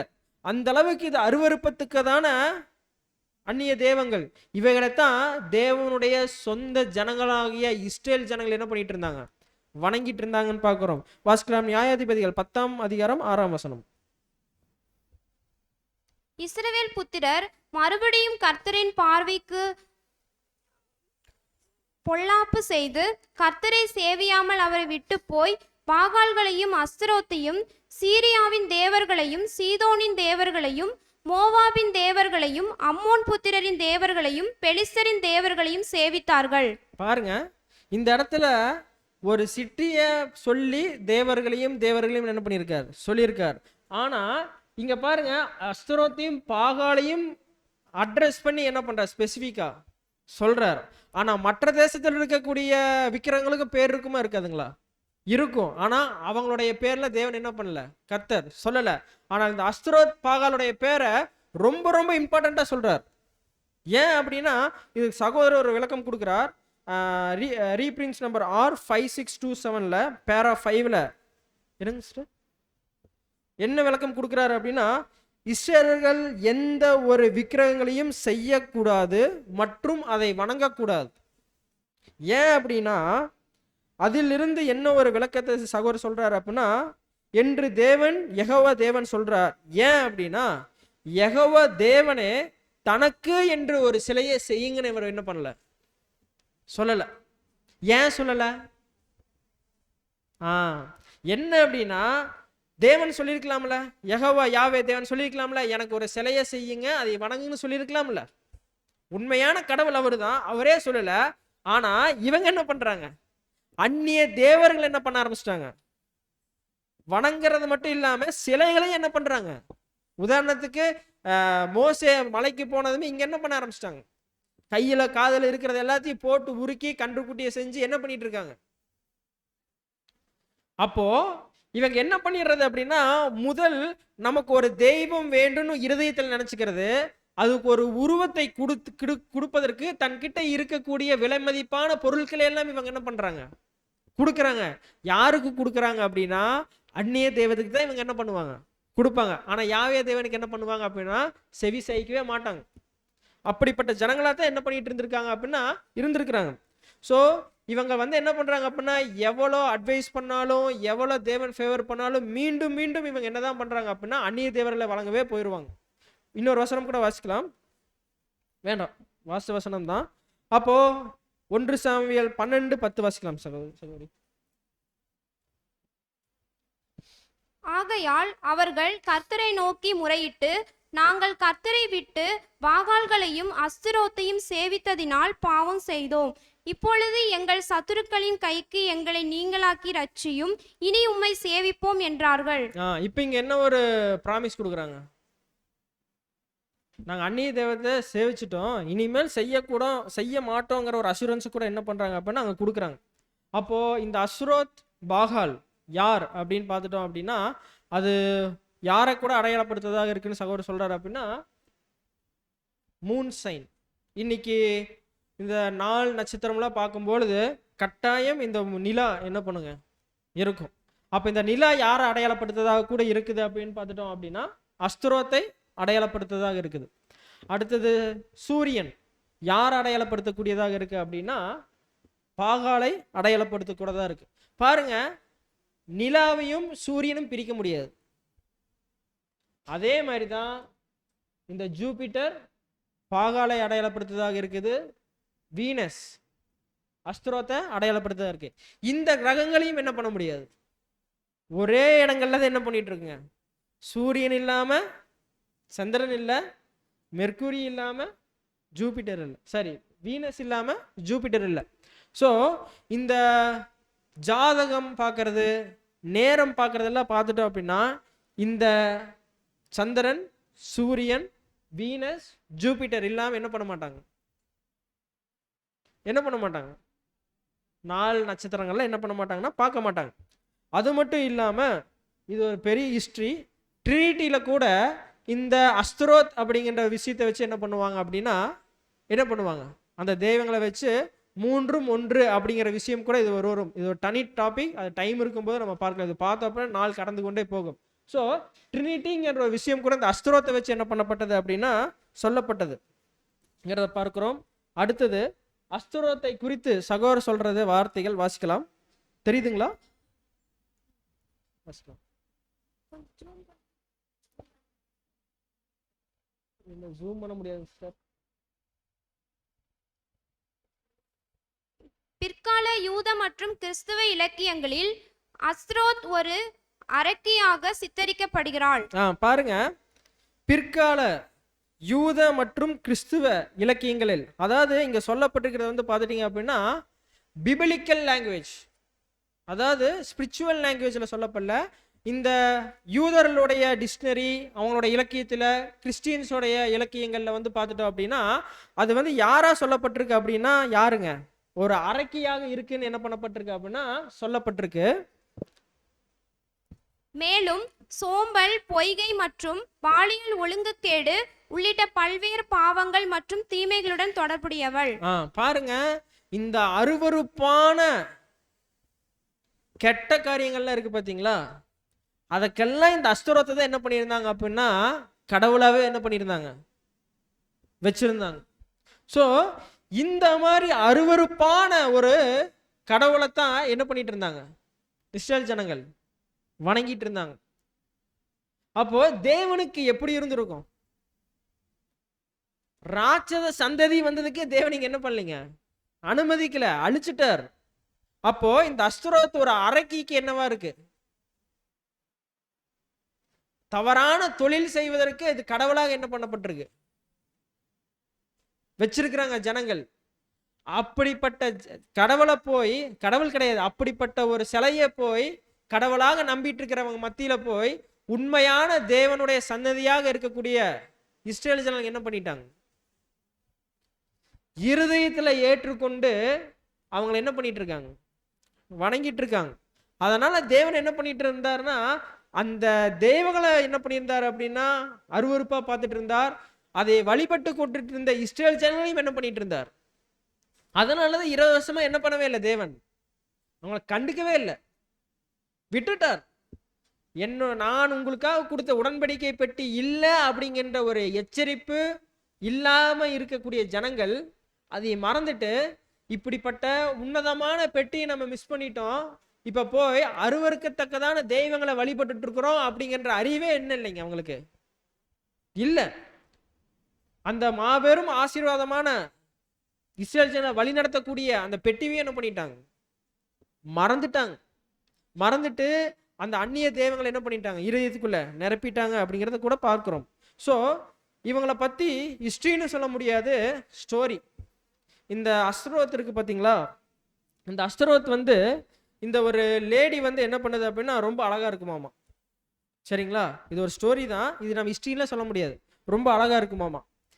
இந்த ஒரு லேடிக்கு என்ன பண்ணுது அப்படின்னா தமூஸ் அப்படின்னு நம்ம சப்ஜெக்ட்ல படிச்சிருப்போம். அவரை பார்த்து என்ன ஆயிருது அப்படின்னா ஆசைப்பட்டுருது. ஆசைப்பட்டதுமே இவர் என்ன பண்ணு, இந்த அம்மா என்ன பண்ணுதுன்னா அந்த தமூசு போய் கல்யாணம் பண்ணணும்னு நினைச்சு என்ன பண்ணுது அப்படின்னா போகுது. ஆனா தமூஸ் என்ன பண்ணிட்டாரு தெரியுங்களா, இந்த அம்மா பத்தி ஏற்கனவே தெரிஞ்சிருக்கிறார். இந்த ஒரு லேடி அருவருப்பத்தக்கதான லேடி, இந்த லேடியோட கேரக்டர் சரியில்லைன்னு சொல்லிட்டு என்ன பண்றாரு அப்படின்னா அவர் ஓடி போய் பாதாளத்துல போய் என்ன பண்ணிக்கிறாருங்களாமா, ஒளிஞ்சுக்கிறாரு. ஆனா இந்த அம்மா விடலை, என்ன பண்ணுதுன்னா தேடுது, தம்மூசை தேடி எப்படியாவது திருமணம் பண்ணணும்னு என்ன பண்ணுதுங்க, தேடுது. அப்போ ஈயா அப்படிங்கிற ஒரு கடவுள், அந்த கடவுள் வந்து இந்த விஷயம் தெரிஞ்சுட்டு அஸ்தரோத் கிட்ட என்னம்மா நீ தேடிட்டு இருக்கிற, யாரை தேடிட்டு இருக்கிற அப்படின்னு கேட்குது. அதுக்கு வந்து இந்த அம்மா சொல்லுது, நான் வந்து தம்மூசை வந்து விரும்பிட்டேன், நான் அவரை கல்யாணம் பண்ணலான்னு வரும்போது அவர் காணோம். அப்படிங்கும்போது அப்படியா, சரி நான் அவர் எங்கே இருக்கிறார் நான் சொல்கிறேன், ஆனால் நான் சொல்கிறத நீ என்ன பண்ணணும், செய்யணும்னு சொல்கிறார். என்ன சொல்கிறார் அப்படின்னா 7 நாள் நீ விடாமல் அழுகணும். என்ன பண்ணணுங்களாமா, 7 நாள் விடாமல் அழுது ஒரு ஸ்திரீ செய்யவே கூடாத தவிர நீ செய்யணும்னு சொல்லுது. இந்த ஈயா கடவுள் என்ன சொல்லுது அப்படின்னா 7 நாள் நீ அழுகணும், 7ஆவது நாள் முடியும் பொழுது ஒரு ஸ்திரீ செய்யவே கூடாதுன்னு இருக்கக்கூடிய தவிர நீ செய்யணுங்கும் போது பார்த்துக்கு இந்த அம்மா என்ன பண்ணுதுன்னா செய்யுது. செஞ்சதும் இந்த ஈயாங்கிற கடவுள் பார்த்துட்டு என்ன பண்ணுது அப்படின்னா இதோ இப்படி போனேன்னா பாதாளத்துக்குள்ளதான் தம்மூஸ் ஒளிஞ்சிருக்கான், நீ போய் பார்த்துட்டு சொல்லிடுறான். போய் பார்த்தது இங்க என்ன ஆகுது அப்படின்னா சுச்சுவேஷன் மாறுது. என்ன மாறுது அப்படின்னா இப்ப தம்மூஸ் என்ன பண்றாரு அப்படின்னா நம்ம இவளை வேண்டாம்னு சொல்லி ஓடி ஒளிஞ்சோம், ஆனா இவன் நம்மளுக்காக இவளை சாக்ரிஃபைஸ் பண்ணியிருக்காளே அப்படின்ட்டு இவருக்கு என்ன ஆகுது, விருப்பம் வருது. ஆனா இந்த அஸ்தரோத் என்ன பண்ணுது அப்படின்னா இவனுக்கு போய் நம்ம இதெல்லாம் செஞ்சிருக்கிறோமேன்னு சொல்லி இந்த அம்மா என்ன ஆயிருது, மனம் மாறுது. அப்புறம் தம்மூஸ் என்ன பண்றாரு அப்படின்னா காம்ப்ரமைஸ் பண்ணி என்ன பண்றாராமா, திருமணம் பண்ணிக்கிறாங்களாமா. ஸோ இது ஹிஸ்டரி இல்லை, ஸ்டோரி. இது என்னதுங்க, ஸ்டோரி தான். அப்போ இப்படிப்பட்ட அருவருப்பத்தக்கதான தெய்வத்தை தான் ஜனங்கள் என்ன பண்ணியிருக்காங்க, இஸ்ரேல் ஜனங்கள் செஞ்சிருக்கிறாங்க. இதை குறித்து எசேக்கியேல் தீர்க்கதரிசனத்துல கூட என்ன பண்ணப்பட்டிருக்கு அப்படின்னா சொல்லப்பட்டிருக்கு. பாருங்க, எசேக்கியேல் 8:13. பின்னும் அவர்கள் செய்கிற அதிக அருவருப்புகளை இன்னமும் காண்பாய் என்று அவர் என்னுடனே சொல்லி. பாருங்க, எசேக்கியேல் கிட்ட என்ன சொல்றாரு அப்படின்னா, இன்னும் இந்த ஜனங்கள் வந்து அருவருப்பத்தக்கதான காரியத்தை என்ன பண்றாங்க, செய்யறாங்கன்னு சொல்லி தேவன் கர்த்தர் என்ன பண்றாரு அப்படின்னா எசேக்கியேல் கிட்ட சொல்றார். 14வது வசனம் வாசிக்கலாம். என்னை கர்த்தருடைய ஆலயத்து வடக்கு வாசலின் நடையிலே கொண்டு போனார். பாருங்க, வடக்கு வாசல் வழியில கொண்டு போனார். வடக்கு அப்படிங்கிற எதை அடையாளப்படுத்துங்க? அது தேவனுக்கு உன்னதமான ஒரு சைட், அந்த ஒரு வாசஸ்தலம் வடக்குங்கிறது. அங்க ஜீவ பலிகள், சாக்ரிஃபைஸ் கொடுக்கக்கூடிய அந்த ஒரு காரியம் அங்க என்ன பண்ணியிருக்காங்க, அந்த வடக்கு சைடு, அந்த வடக்கு அந்த ஒரு ஆங்கிள அந்த அந்நிய தேவர்களுக்கு கொடுத்துட்டாங்க இஸ்ரேல் ஜனங்கள்னு சொல்லிட்டு அடுத்த லைன் என்ன சொல்றார், இதோ அங்கே தம்முசுக்காக அழுது கொண்டிருக்கிற ஸ்திரீகள் உட்கார்ந்திருந்தார்கள். அப்பொழுது அவர் சிஸ்டர், அப்போ அந்த வட திசையில தம்முசுக்காக அழுது கொண்டிருக்கக்கூடிய ஸ்திரீகள் உட்கார்ந்து கொண்டிருந்தார்கள். அந்த சாக்ரிஃபைஸ் பண்ணக்கூடிய இடத்துல என்ன பண்ணணும் அப்படின்னா, உண்மையான தேவனுக்காக என்ன பண்ணணும், வாழ்க்கையை வாழ்ந்துட்டு இருக்கணும், அவரை ஆராதனை செஞ்சுட்டு இருக்கணும். அவருக்கு என்னெல்லாம் தேவன் எதிர்பார்க்கிறாரோ அது அந்த இஸ்ரேல் ஜனங்க என்ன பண்ணிட்டு இருக்கணுங்க, செஞ்சுட்டு இருக்கணுமே ஒழிய இங்க என்ன பண்ணிட்டு இருக்காங்க, ஸ்திரீகள் அழுதுக்காக எல்லாம் கவலைப்படலைங்க. அந்த அஸ்தரோத் எப்படி அழுது ஒரு ஸ்திரீ செய்யக்கூடாத கொச்சையான செயலை செஞ்சதோ அதே செயலை இந்த ஸ்திரீகள் செஞ்சாங்க. அதனால தேவன் என்ன பண்றாரு அப்படின்னா அருவருக்கிறார். வேற எதுக்காகவும் அருவருக்கல, அந்நிய தெய்வமான அஸ்தரோத் செஞ்ச அந்த கேடான செயலை இஸ்ரேல் ஜனங்கள் ஸ்திரீகள் என்ன பண்றாங்க, ஸ்திரீகள் தானே செஞ்சாங்க, புருஷர்கள் செய்யலையே. புருஷர்கள் என்ன செய்யணும், ஸ்திரீய ஆதாம் எப்படி கனியை வாங்கி சாப்பிட்டாரோ அதே தான். ஸோ புருஷர்கள் என்ன பண்ணிட்டாங்க அப்படின்னா அதுக்கு அனுமதிச்சிட்டாங்க. ஸோ இப்படிப்பட்ட அருவருப்பான காரியத்தை தான் என்ன பண்ணாங்க அப்படின்னா தேவனுக்கு பிரியமில்லாமல் இஸ்ரேல் ஜனங்கள் என்ன பண்ணிட்டு இருந்தாங்கன்னா செஞ்சிட்டு இருந்தாங்க. அதனால தான் தேவன் அஸ்தரோத்தையும் பாகாலையும் கும்பிட்டா இம்மிடியேட்டா என்ன பண்ணார், தண்டிச்சார் அப்படிங்கிற பார்க்குறோம். அடுத்த வசனம் வாசிக்கலாம். எரேமியா 7:18. ஆகையால் நானும் எனக்கு மனம் உண்டாக அந்நிய தேவர்களுக்கு பானபலிகளை வளர்க்கிறார்கள். அவர்கள் வானராக்கினிக்கு பணியாரங்களை சுடும்படி பிள்ளைகள் விறகு போல் இருக்கிறார்கள். பிதாக்கள் நெருப்பு மூட்டுகிறார்கள், ஸ்திரீகள் மாப்பிசைக்கிறார்கள். பாருங்க, இங்க வந்து அந்த அந்நிய தேவங்களுக்கு இவங்க என்ன பண்ணியிருக்காங்க அப்படின்னா, என்ன பண்ணியிருக்காங்க, பானபலி செலுத்தியிருக்காங்க, பணியாரம்ல என்ன பண்ணி போட்டிருக்காங்க, சுட்டு போட்டிருக்காங்க. இன்னைக்கு ஒரு சில தெய்வங்களுக்கு புளி சாதம் செய்யறது, அதிரசம் செய்யறது, இதெல்லாம் எங்கிருந்து வந்ததுன்னா இங்கிருந்து தான் வந்தது. இஸ்ரேல் ஜனங்கள் கிட்ட தான் என்ன ஆகுதுங்க, இதெல்லாம் வந்தது. இன்னைக்கு நடக்கக்கூடிய விக்கிர ஆராதனைகள், விக்கிரங்களுக்கு படைக்கக்கூடிய அனைத்து காரியங்களும் அங்க இஸ்ரேல் ஜனங்கள் என்ன பண்ணிட்டாங்க அப்படின்னா மற்றவங்களை பார்த்து செஞ்சு அது இன்னைக்கு என்ன ஆயிடுச்சு, உலகம் ஃபுல்லா, தமிழ்நாட்டில் இந்தியாவில என்ன ஆகுதுங்க, அது இந்த காரியங்கள்ல என்ன ஆகுதுன்னா வருது. ஸோ இப்படி பட்ட தெய்வங்களத்தை இவங்க என்ன பண்ணிட்டு இருந்திருக்காங்க, வணங்கிட்டு இருந்திருக்காங்க. இல்லை அந்த வானராக்கினின்னு சொல்லப்பட்டிருக்கிறதா யார் அப்படின்னு பார்த்துட்டோம் அப்படின்னா இந்த அஸ்தரோத். அஸ்தரோத்துக்கு இன்னொரு பேர் இருக்கு, இன்னொரு காரியம் இருக்கு. இந்த அஸ்தரோத்துடைய சிலையை கொண்டு வந்து வச்சுட்டோம் அப்படின்னா ரொம்ப பவர்ஃபுல்லாமா, ரொம்ப பவர்ஃபுல்லுங்களாமா. இன்னைக்கு இந்தியாவில் கூட அப்படி ஒரு சிலையை கொண்டு வந்து என்ன பண்ணுவாங்க தெரியுங்களா, வைப்பாங்க. ஸோ அந்த சிலையை யாருக்கும் தெரியாம திருடி கொண்டு வந்து கோயில் கட்டினா அது பவர்ஃபுல் அப்படின்னு இன்னைக்கும் இந்த ஜனங்கள் என்ன பண்றாங்க, நம்புறாங்க. இந்த ஒரு சம்பவம், ராகேல் லாபானோடைய வீட்டிலிருந்து ஒரு சிலையை திருடிட்டு வர்றாரு தெரியுங்களா. அந்த சிலை என்ன தெரியுங்களா, இந்த அஸ்தரோத் சிலை தான். அப்படிப்பட்ட சிலையைத்தான் இவங்க என்ன பண்ணிட்டு இருந்தாங்க அப்படின்னா, என்ன பண்ணிட்டு இருந்தாங்க, வணங்கிட்டு இருந்தாங்க. அதுக்கு லாபான் என்ன பண்ணுவார் தெரியுங்களா, இருக்கக்கூடிய அனைத்து செல்வங்களையும் விட்டு போட்டு என்ன பண்ணுவாங்க, அந்த சிலையை பிடிக்கிறதுக்காக ராகால தேடு தேடுன்னு தேடுவார். அந்த சிலையை அப்படி வேணுமாம் அவருக்கு. அதுக்காக அவர் என்ன பண்ணிடுவார் அப்படின்னா, தன்னுடைய குழந்தைகளை விட்டுருவார், சொத்தை விட்டுருவார், எல்லாத்தையுமே விட்டுருவார். அந்த சிலை தான் முக்கியம். இவர் என்ன பண்ணுவார் அப்படின்னா வருவார். அப்படிப்பட்ட சிலை தான் இந்த அஸ்தரோத் சிலை. அது மட்டும் இல்லாமல் இந்த அஸ்தரோத் சிலை வந்து பார்த்தீங்கன்னா எதுக்கெல்லாம் வந்து கடவுளாக வச்சிருக்காங்க அப்படின்னா, god of harvest, god of sexuality, god of max. மேக்ஸ்னா இந்த 1 2 3 அது இல்லை, இந்த அஸ்ட்ராலஜி, இந்த ஜாதகம் பார்க்கறதுல ஒரு கணக்கில் வச்சிருப்பாங்க பார்த்தீங்களா, அதுக்கு காட் ஆஃப் பிளஸ்ஸிங் அப்படின்னு சொல்லி இந்த அஸ்தரோத் என்ன பண்ணியிருக்காங்கன்னா இதுக்கெல்லாம் ஒரு கடவுளாக வச்சிருக்காங்க அப்படிங்கிறத பார்க்குறோம். இது அஸ்தரோத்தோட காரியம். பாகாலுடைய காரியங்கள் வந்து என்ன அப்படின்னா, அப்படியே பார்த்த ஒரு பாகால் பார்த்தோம் பார்த்தீங்களா, கையை உயர்த்தி ஒரு குச்சியை பிடிச்சிட்டு இருந்த மாதிரி இருந்தது. இந்த பாகால் பார்த்தோம் அப்படின்னா என்ன பண்ணுது, கையை நீட்டி குழந்தை என்ன பண்ணுதுங்க, வாங்குது. இது ரொம்ப ரொம்ப அருவக்கத்தக்கதாக இருந்தது தேவனுடைய பார்வையில். ஏன் அப்படின்னா இந்த பாகால வந்து என்ன பண்ணுவாங்கன்னா, சிலைக்கு கீழே சூடு வச்சு கட்டைகளை வச்சு விறகுல வச்சு என்ன பண்ணுவாங்களாமா, சூடு ஏற்றி கையில கொண்டு போய் குழந்தைகள் என்ன பண்ணுவாங்க. எவ்வளோ ஒரு அருவருப்பான காரியம். தன்னுடைய சொந்த குழந்தையவே கொண்டு போய் என்ன பண்றதுங்க, போய் கொடுக்கறது. இதெல்லாம் ஒரு முட்டாள்தனம். இன்னைக்கு கொடுக்கக்கூடிய இந்த நரபலி எல்லாமே பார்த்துக்க அங்கிருந்து வந்துருச்சு. இன்னைக்கு நரபலியா குழந்தைய கொடுக்கிற காரியம் எல்லாமே அங்கிருந்து வந்துருச்சு. அதற்கெல்லாம் ஒரு வழிகாட்டியாக இஸ்ரேல் ஜனங்கள் என்ன ஆயிட்டாங்க, தவறான முன்மாதிரி இஸ்ரேல் ஜனங்கள் என்ன ஆயிட்டாங்க, வாழ்ந்துட்டாங்க. ஸோ இதெல்லாம் தேவன் பார்த்துதான் ரொம்ப ரொம்ப ஜனங்கள் என்ன பண்ணாங்க அப்படின்னா அருவருத்தார்.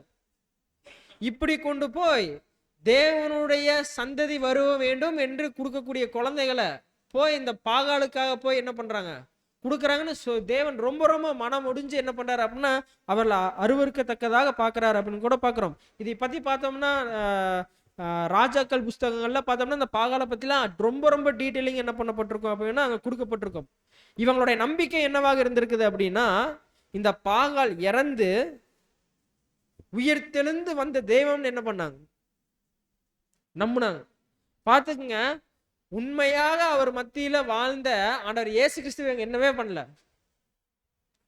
மேசியா வருவார் வருவார் வருவார் வருவார் நம்பி நம்பி நம்பி நம்பிட்டே இருந்தாங்களே ஒழிய வந்துட்டார்னு அவர் சொல்லும் பொழுது என்ன பண்ணல, அவர் இறந்தார், உயிர் தெழுந்தார். ஆனால் இந்த சிலை சாகவும் இல்லை, உயிர் தெழுவும் இல்லை. ஏன்னா அது சிலை. அது இந்த ஜனங்கள் என்ன பண்ணாங்க, நம்புனாங்க அப்படிங்கிறத பார்க்குறோம். ஸோ இப்படித்தான் இந்த 2 தேவங்களை அஸ்தரோத் மற்றும் பாகாலை இஸ்ரேல் ஜனங்கள் வணங்குனாங்க. அப்படின்னா இமிடியேட் பனிஷ்மெண்ட் என்ன பண்ணிட்டு இருந்தார் அப்படின்னா கொடுத்துட்டு இருந்தார் அப்படின்னு பார்க்குறோம். இன்னொரு வசனம் வாசிக்கலாம். 1 சாமுவேல் 7ஆம் அதிகாரம் 6ஆம் வசனம். 1 சாமுவேல் 7ஆம் அதிகாரம் 6ஆம் வசனம்.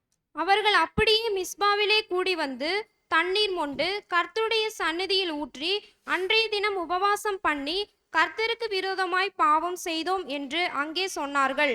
மிஸ்பாவிலே சாமுவேல் இஸ்ரவேல் புத்திரரை நியாயம் விசாரித்து கொண்டிருந்தான். போதும் சிஸ்டர், இந்த இடத்துல இந்த ஒரு வசனத்தை பார்த்துட்டோம் அப்படின்னா, அவர்கள் அப்படியே மிஸ்பாவுக்கு என்ன பண்ணாங்க, கூடி வந்து தண்ணீரை மொண்டு என்ன பண்ணாங்க அப்படின்னா கர்த்தருடைய சந்நிதியில என்ன பண்ணாங்க அப்படின்னா ஊற்றினார்கள்.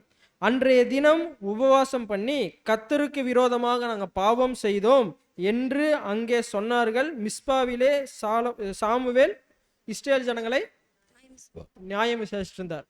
இதுக்கு சகோதரர் வந்து பார்த்தீங்கன்னா அவரோட ரைட்டிங்ஸில் தெளிவுகள் நம்மளுக்கு கொடுக்குறார்.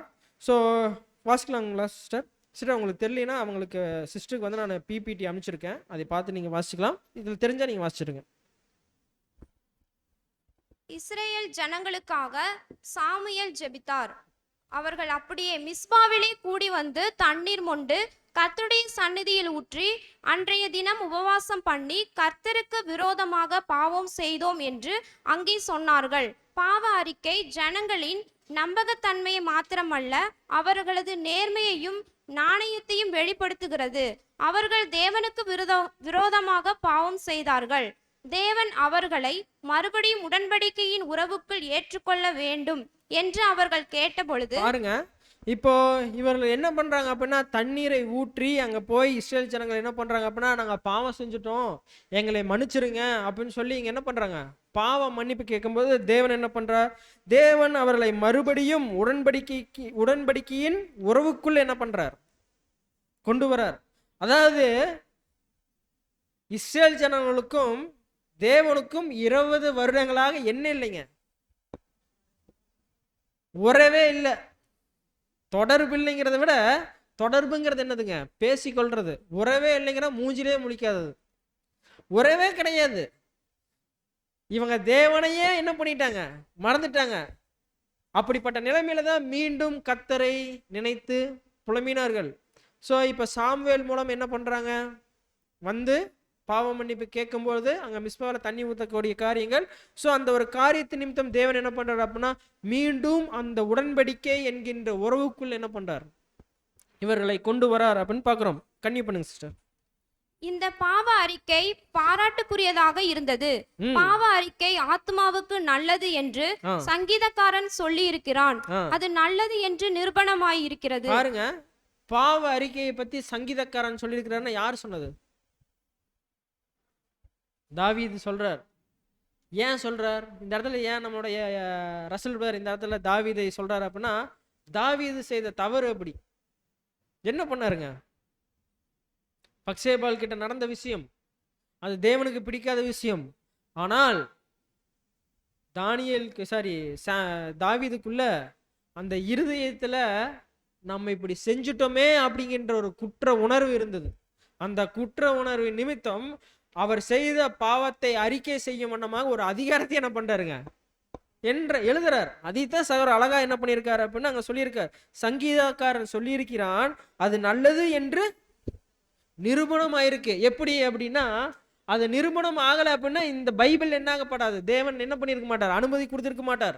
பாருங்க, தன்னுடைய பாவத்தை குறித்து அறிக்கை செய்கிறார், அதை தேவன் மனப்பூர்வமாக மன்னிக்கிறார். அதற்கு ஒரே எவிடன்ஸ் ரெக்கார்டு.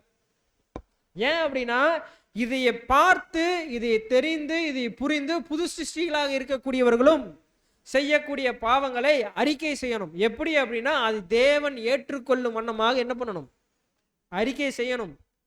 அடுத்த பாயிண்ட் வாசிக்கலாம். அது அவர்களை உறுதியளிக்கும்படி கிரியை செய்திருக்கிறது. இப்படிப்பட்ட பாவ அறிக்கை செய்தவருக்கு தாழ்ச்சி மிகவும் தேவைப்படுகிறது. அது அவர்களது குணநல அபிவிருத்திக்கு அனுகூலமாய் இருக்கும். பாருங்க, இப்படிப்பட்ட பாவ அறிக்கை செய்தவர்களுக்கு தாழ்ச்சி மிகவும் தேவைப்படுகிறது. தாழ்ச்சின்னு என்னதுங்க, தாழ்மை ரொம்ப ரொம்ப தேவைப்படுகிறது. ஏன் அப்படின்னா, முதல் தாழ்மை அப்படிங்கிற ஒரு விஷயம் இருந்தா தான் தேவன்கிட்ட போய் நம்ம செஞ்ச பாவத்தையே சொல்ல முடியும்.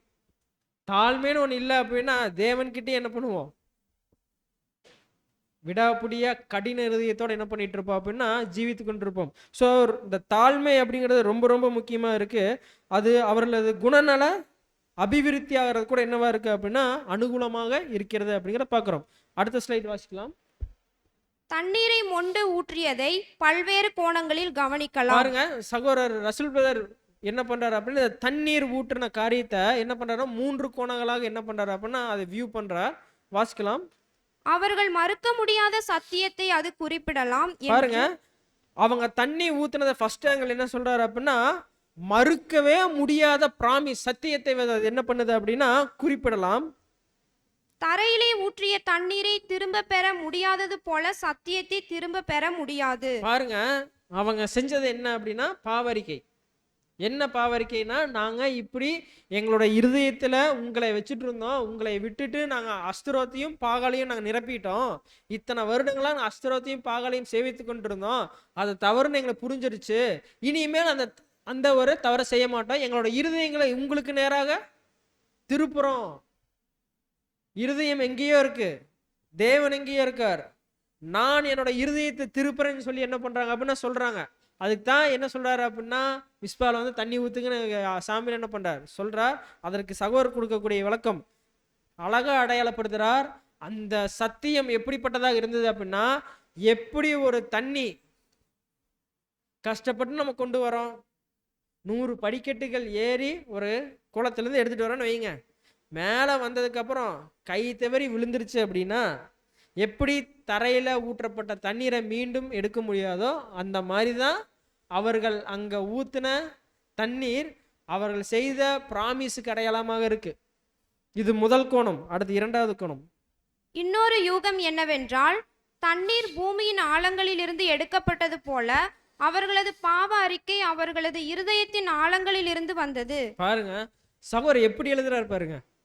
ஸோ அந்த ஒரு பாவ அறிக்கை, அந்த மன்னிப்பு, இனிமேல் நாங்கள் இப்போ அந்நிய தேவங்களை, உங்களுக்கு பிடிக்காத தேவங்களை நாங்கள் வணங்க மாட்டோம்னு சொன்ன அந்த அசூரன்ஸ் எப்படி தண்ணி பூமியின் இருதயத்திலிருந்து வருதோ அந்த மாதிரி அந்த பாவ அறிக்கையும் அந்த மன்னிப்பை கேட்ட விதம் இஸ்ரேல் ஜனங்களுடைய இருதயத்திலிருந்து வந்தது அப்படிங்கிற விஷயத்தை என்ன பண்றாரு அப்படின்னா சகோதரர் அடையாளப்படுத்துறாரு. அடுத்தது இன்னொரு காரியம் என்னவென்றால், தேவனிடம் உண்மையாய் இருப்பதற்காக எடுத்துக்கொண்ட பிரதிக்கினை ஊற்றப்பட்ட தண்ணீர் போல் திரும்ப எடுக்க முடியாதது. பாருங்க.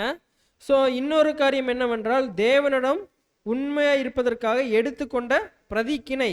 ஸோ இந்த பிரதிக்கினைங்கிற வார்த்தை வந்து நம்ம ஆங்கிலத்தில் எல்லாத்துலையும் நம்ம ரெஃபர் பண்ணும்போது VOWS வாவ்ஸ் அப்படின்னு சொல்லுவோம். ஸோ அப்போ அந்த வார்த்தை என்ன அப்படின்னா, இப்போ இந்த மிலிட்ரி மேன் அவங்கெல்லாம் ஒரு ப்ராமிஸ் செய்வாங்க பார்த்தீங்களா? ப்ராமிஸ் இல்லை, சபதம்னு சொல்லுவாங்க.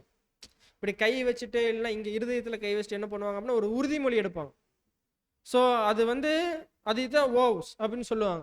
ஸோ அதுதான் நம்மளோட சகோதர ஆங்கில மொழிபெயர்ப்பில் அது என்ன பண்ண ஆங்கிலத்தில் என்ன பண்ணப்பட்டிருக்கு அப்படின்னா, another is that is represent their oath of faithfulness அப்படின்னு கொடுக்கப்பட்டிருக்கு. ஸோ அது ஒரு சபதம். அதுக்கு தான் நம்ம வந்து இங்கே பிரதிக்கினைங்கிறத யூனிவர்சிட்டி ஆஃப் மெட்ராஸ் லெக்சர்ஸ் நம்ம என்ன பண்ணியிருக்கோம் அப்படின்னு எடுத்திருக்கோம். அந்த 3வது பாயிண்ட் ரெட்ல ஹைலைட் பண்ணியிருக்கோம் பார்த்தீங்களா? ஓஸ், டிக்ளரேஷன், சபதம். ஸோ அந்த ஜனங்கள், இஸ்ரேல் ஜனங்கள் என்ன பண்ணியிருக்காங்க அப்படின்னா அது ஒரு சபதமாக என்ன பண்ணியிருக்காங்க, என்ன பண்ணியிருக்காங்க, இனிமேல் நாங்கள் அந்த தெய்வங்களை வணங்கவே மாட்டோம் அப்படின்னு என்ன பண்ணியிருக்காங்க, சபதம் எடுத்திருக்காங்க. அப்படிங்கிறத நம்மளோட சகோதரர் ரசல் பிரதர் என்ன பண்றாரு அப்படின்னா ரொம்ப அழகாக என்ன பண்றாருங்க இங்க கோட் பண்றாரு அப்படின்னு பார்க்குறோம். அடுத்து சாமுவேல் அவர் செய்த அந்த ஒரு நியாயம் விசாரித்தல் எப்படிப்பட்டதாக இருந்தது அப்படின்னா வாசிக்கலாம். சாமுவேல் நியாயம் விசாரித்து கொண்டிருந்தான், யோசனை கூறினான். பாருங்க, இப்போ அவர்கள் பாவம் செய்த காரியத்தின் நிமித்தம் அவர்கிட்ட வந்து நிற்கும் பொழுது அவர் என்ன பண்றாரு அப்படின்னா சாமுவேல் நியாயம் விசாரித்தான், யோசனை என்ன பண்ணார் கூறினார், புத்திமதி கூறினான். அவர்களது விவகாரங்களில் தீர்மானம் எடுப்பது தகராறு, எந்த காரியத்தையும் குறித்து சரி எது தவறு எது என்று கூறுவது, நடக்கக்கூடிய முறை குறித்து வழிமுறை கூறுவது போன்றவை. பாருங்க, இதை புரிஞ்சுதா? புரியல. ஆக்சுவலா அவர் என்ன பண்ணிட்டார் அப்படின்னா, சகோதரர் என்ன பண்றாரு அப்படின்னா, அவங்க செய்த தவறுல நியாயம் விசாரிக்கும் பொழுது அவர்கள் நியாயம் தீர்க்கல, எது சரி எது தவறுன்னு அவர் என்ன பண்ணலைங்க. அவர் என்ன பண்ணல அப்படின்னா, அவர்கள் வந்து பாவரிக்கை செய்யும் பொழுது அவர்களை குற்றப்படுத்தல, நீங்க செஞ்சது சரியில்லை தவறு அப்படின்னு என்ன பண்ணலைங்க, குற்றப்படுத்தல.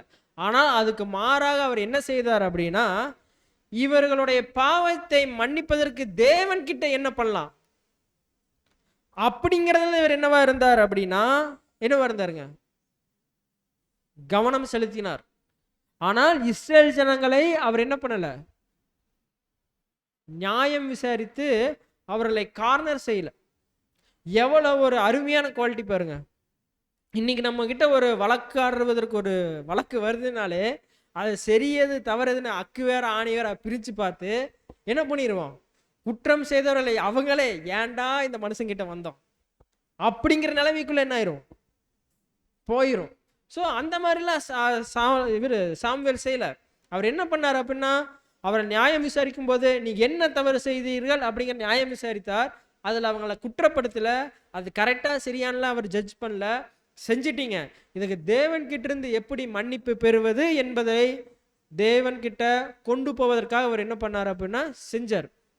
என்ன செஞ்சார் அப்படின்னா, பிறனுடைய பாவத்திற்காக இவர் போய் என்ன பண்றாருங்க,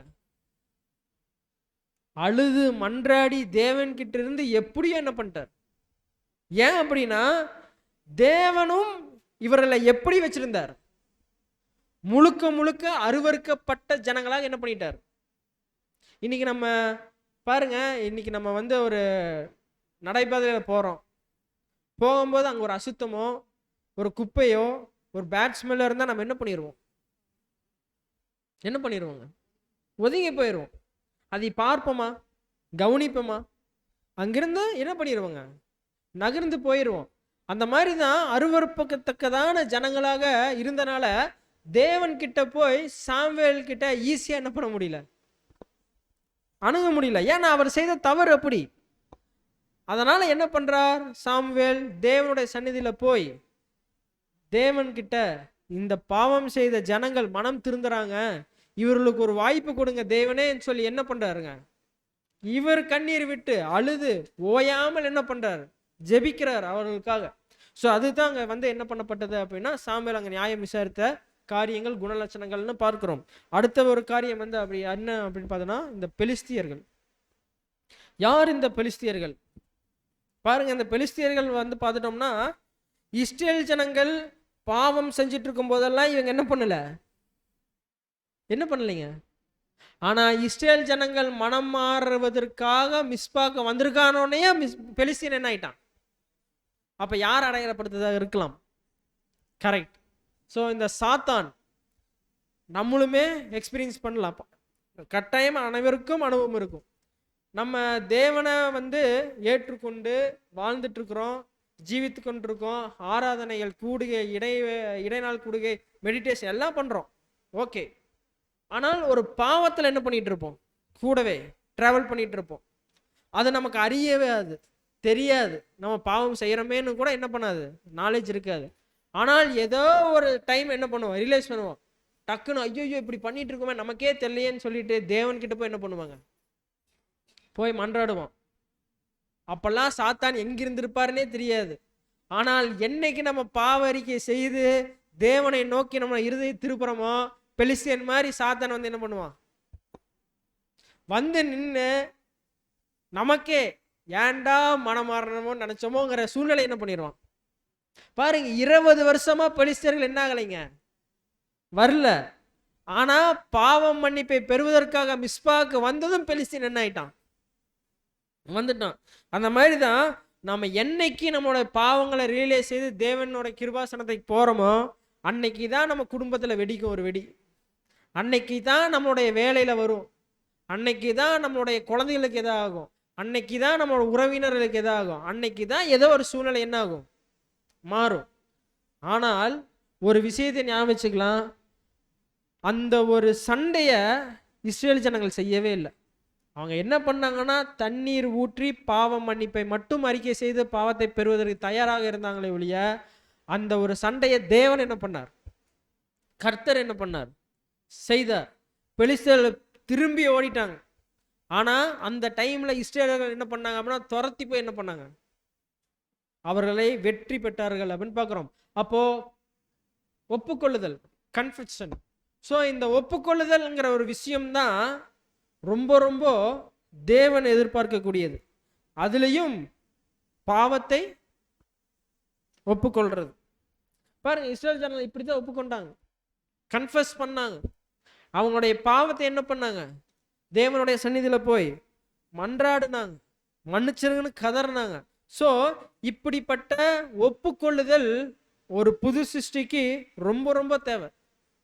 நம்மளுடைய ஆவிக்குரிய வாழ்க்கையை நம்ம முழுமையாக வாழ்ந்து முடித்து தேவன் நமக்கு வைத்திருக்கக்கூடிய அந்த ஒரு மாபெரும் ஆசீர்வாதத்தை பெறுவதற்கு நம்மளுடைய பாவத்தை ஒப்புக்கொள்ளுதல் அப்படிங்கிற ஒரு காரியம் ரொம்ப ரொம்ப முக்கியம். ஸோ அது அன்றாட வாழ்க்கையில் கட்டாயம் தேவை. ஏன் அப்படின்னா, ஒப்புக்கொள்றது அப்படிங்கும்போது அங்கே நம்ம படித்தோம் பார்த்தீங்களா, தாழ்மை அப்படிங்கிற ஒரு காரியம் நம்மளையே ஆவிக்குரிய வாழ்க்கையில ரொம்ப ரொம்ப என்ன பண்ணுதுங்க, டெவலப் பண்ணி விடுது அப்படிங்கிற பார்க்குறோம். சகரோடைய ரைட்டிங்ஸ் வாசிக்கலாம். இங்கே அனைத்தும் தேவனுடைய பிள்ளைகளுக்கு ஒரு பாடம் இருக்கவில்லையா? பாருங்க, இங்க அனைத்தும் தேவனுடைய பிள்ளைகளுக்கு ஒரு பாடம் இருக்கவில்லையா? ஸோ இங்க உட்கார்ந்துட்டு இருக்கக்கூடிய நம்ம அனைவருக்கும் இந்த ஒரு சம்பவம் ஒரு முக்கியமான ஒரு பாடமாக இருக்கு. தேவனுடன் செய்த உடன்படிக்கையும் அதற்கான கடமைகளையும் மீறி பாவத்தில் வாழ்ந்து கொண்டு உதவிக்காகவும் ஆசீர்வாதத்திற்காகவும் எவ்வளவு பேர் வீணாக தேவனிடம் வேண்டுகிறார்கள் என்பது எவ்வளவு உண்மையாக இருக்கிறது. பாருங்க எவ்வளவு கிளாரிட்டியா கொடுக்கிறார். தேவனோடு செய்த உடன்படிக்கையையும் அதற்கான கடமைகளையும் மீறி பாவத்தில் வாழ்ந்து கொண்டு உதவிக்காகவும் ஆசீர்வாதத்துக்காகவும் எவ்வளோ பேர் வீணாக, பாருங்க வீணாக தேவனிடம் வேண்டிக் கொள்கிறார்கள் என்பது என்னவா இருக்குங்க? நடக்கக்கூடிய காரியம் தானே. பாவத்தில் இருப்போம், தேவனுக்கு பிரியாத செய்வோம், எல்லா தீங்கான காரியத்தையும் செய்வோம். ஆனா தேவன் கிட்ட இருந்து நமக்கு ஒரு பிரச்சனைனா அவர் உதவி செய்வார் அப்படின்னு என்ன பண்ணுவோம், எதிர்பார்ப்போம். அதே மாதிரி நம்மளுடைய வாழ்க்கையை தேவன் ஆசீர்வதித்து வழி நடத்துவாருங்கிறதையும் நம்ம என்ன பண்ணுவோம். ஆனா இது ரொம்ப ரொம்ப தவறு அப்படிங்கறது என்ன பண்றார் சகோதரர் சொல்றார். அடுத்த பாயிண்ட் வச்சுக்கலாம். எல்லாருக்கும் முதல் பாடமானது தாங்கள் பாவத்தில் இருக்கிறோம் என்பதை உணர்ந்து, பாருங்க எல்லாத்துக்கும் இதுல ஃபர்ஸ்ட் பாடம் என்ன அப்படின்னா, பாவம் அறிக்கை செய்வதற்கு முன்பாக என்ன செய்யணும் அப்படின்னா, நான் பாவம் செய்திருக்கிறேன், நான் பாவத்தில் இருக்கிறேன் என்கின்ற உணர்த்துதல், புரிதல் நமக்குள்ள என்ன ஆகணும், இருக்கணும். வருந்தி தேவனுடன் உண்மையாக இருக்க பிரார்த்தனை செய்து அவர் இரக்கத்திற்காக வேண்டுதல் செய்ய வேண்டும் என்பது. பாருங்க, சோ உணர்ந்து வருந்தி தேவனுடன் உண்மையாக இருக்க வேண்டும் என்று பிரயாசப்படுறது, பிரார்த்தனை செய்யறது, அதற்காக இரக்கத்திற்காக தேவனிடம் என்ன பண்றதுங்க, வேண்டுதல் செய்யறது. சோ இங்க வருந்தி அப்படிங்கிற வார்த்தையை சகோதரர் என்ன பண்றாரு அப்படின்னா கொடுக்குறாரு. அது என்னங்க வருந்தி? ஓகே, அதுக்கு ஒரு பிராக்டிக்கலா என்ன ஒரு காரியம் வருத்திக்கிறது அப்படின்னு என்ன செய்யலாம்? இன்னைக்கு நம்மளுடைய குழந்தை ஒரு டூருக்கோ இல்ல ஏதோ ஒரு இடத்துக்கோ, குழந்தை பிரியப்படக்கூடிய இடத்துக்கு கூட்டு போக நமக்கு என்ன ஒரு ரிக்வெஸ்ட் வைக்கிறாங்க, நம்ம செஞ்சுருவோமா? நம்ம அங்கே போனால் தண்ணியில் விளாட போவாங்க, அங்கே சரி வராது, இவங்களுக்கு ஏதாவது தீங்காயின்னு என்ன பண்ணுவாங்க, என்ன பண்ணுவோம், நம்ம எண்ணுவோம். ஆனால் குழந்தைகளுக்கு அந்த தாட் இருக்காது. அவங்களுக்கு என்ன அப்படின்னா போகணும். ஸோ அப்போ என்னென்ன நடக்கும் அப்படின்னா, நம்ம பர்மிஷன் கொடுக்காதப்போ அவங்கள ஒரு வருத்தி கொள்ளுவாங்க. எப்படி வருத்தி கொள்ளுவாங்க? சாப்பிட மாட்டாங்க, தூங்க மாட்டாங்க, பேச மாட்டாங்க, அழுதுட்டு போய் பெட்ரூம்லேயோ மூளையிலையோ சோஃபாலேயோ போய் என்ன பண்ணிடுறாங்க, உட்காந்துக்குவாங்க. ஸோ அங்கே ஒரு வருத்தி கொண்டு அந்த ஒரு காரியத்தை என்ன பண்ணுவாங்க, நமக்கு என்ன ஆயிரும், பேரண்ட்ஸ்க்கு குழந்தை சாப்பிடலையே அப்படின்னு என்ன பண்ணுவோம், சரி போயிட்டு வரட்டும் அப்படின்னு என்ன பண்ணுவோம், சொல்லுவோம். ஸோ அந்த மாதிரி தான் நம்ம பாவத்தில் இருக்கோம், உணர்ந்துட்டோம், எப்படி நம்ம அதை வருத்தி தேவன் கிட்ட போய் கேட்கறது, எப்படி கேட்கறது அப்படின்னா, அந்த உணர்த்தல் மூலம் நமக்குள்ள நம்ம செய்த பாவத்திற்காக நம்மளை வருத்தி கொள்ளணும். எப்படி? அது சாப்பிடாம இருந்துறதுங்களா? இல்லை, ஒரு ஒரு துக்கிக்கணும். இப்படி என்னுடைய மேன்மையான அழைப்பை நான் மறந்துட்டு இந்த உலகப்பூர்வமான காரியத்திற்காக தேவனுக்கு பிரியமில்லாத பாவத்தை செஞ்சுட்டனே அப்படின்னு சொல்லி வருத்தி கொண்டு ஒரு கசப்பு, அது நம்மளை மேற்கொள்ளணும், அந்த வருத்தம் நம்மளை மேற்கொள்ளணும். அப்போ அந்த மன வலியோட தேவன் கிட்ட போய் மன்றாடும் போது தேவன் என்ன பண்றாருங்க, நம்மளோட இருதயத்தை என்ன பண்றார், பார்க்கிறார், இருதயத்தை பார்க்கிறார். உண்மையாலுமே என்னுடைய மகனுக்குள்ள ஒரு வலி இருக்கு, தனக்கு பிடிக்காத காரியத்தை செஞ்சுட்டோமே என்று வருத்திக்கிறான், அதற்காக பாவ மன்னிப்பு கேட்கிறான், அதனால நம்ம கொடுப்போம் அப்படின்னு சொல்லி தேவன் என்ன பண்ணுவாருங்க, கொடுப்பார் அப்படிங்கிறத பார்க்கிறோம். அடுத்த பாயிண்ட் வாசிக்கலாம். இப்பொழுது கிறிஸ்தவனாக தேவனிடம் கிறிஸ்து மூலமாக வருபவர்களுக்கு தெய்வீக இரக்கமும் ஏற்ற சமயத்தில் சகாயம் செய்யும் கிருபையும் நிச்சயம் கிடைக்கும். ஸோ கட்டாயம் அங்க எப்படி இஸ்ரேல் ஜனங்கள் சாமுவேல் மூலமாக தேவன் கிட்ட போய் பாவம் மன்னிப்பு அறிக்கை செய்து மன்னிப்பை பெற்றுக்கொண்டார்களோ, அதே மாதிரி நம்ம தெரிஞ்ச பாயிண்ட் தான், கிறிஸ்து மூலமாக யார் ஒருவர் பாவ மன்னிப்பை தேவனிடம் கேட்கிறார்களோ அவர்களுக்கு கட்டாயம் தேவன் அசூரன்ஸ் தரார், சகாயம் என்ன பண்றாருங்க, செய்கிறார். ஸோ நாம் பாவ மன்னிப்பு பெறுவதற்கு கிறிஸ்து மூலமாக அவருடைய புண்ணியத்தின் நிமித்தம் நாம் அந்த பாவ மன்னிப்பை பெற்றுக்கொள்ள முடியும் அப்படிங்கிறத கூட பார்க்கிறோம். ஸோ இங்க மெயின் பாவத்துக்குள்ள போனது வந்து என்னன்னு பார்த்துட்டோம்னா அந்த உருவ வழிபாடு. யாரு செஞ்சது? இஸ்ரேல் ஜனங்கள் செஞ்சது.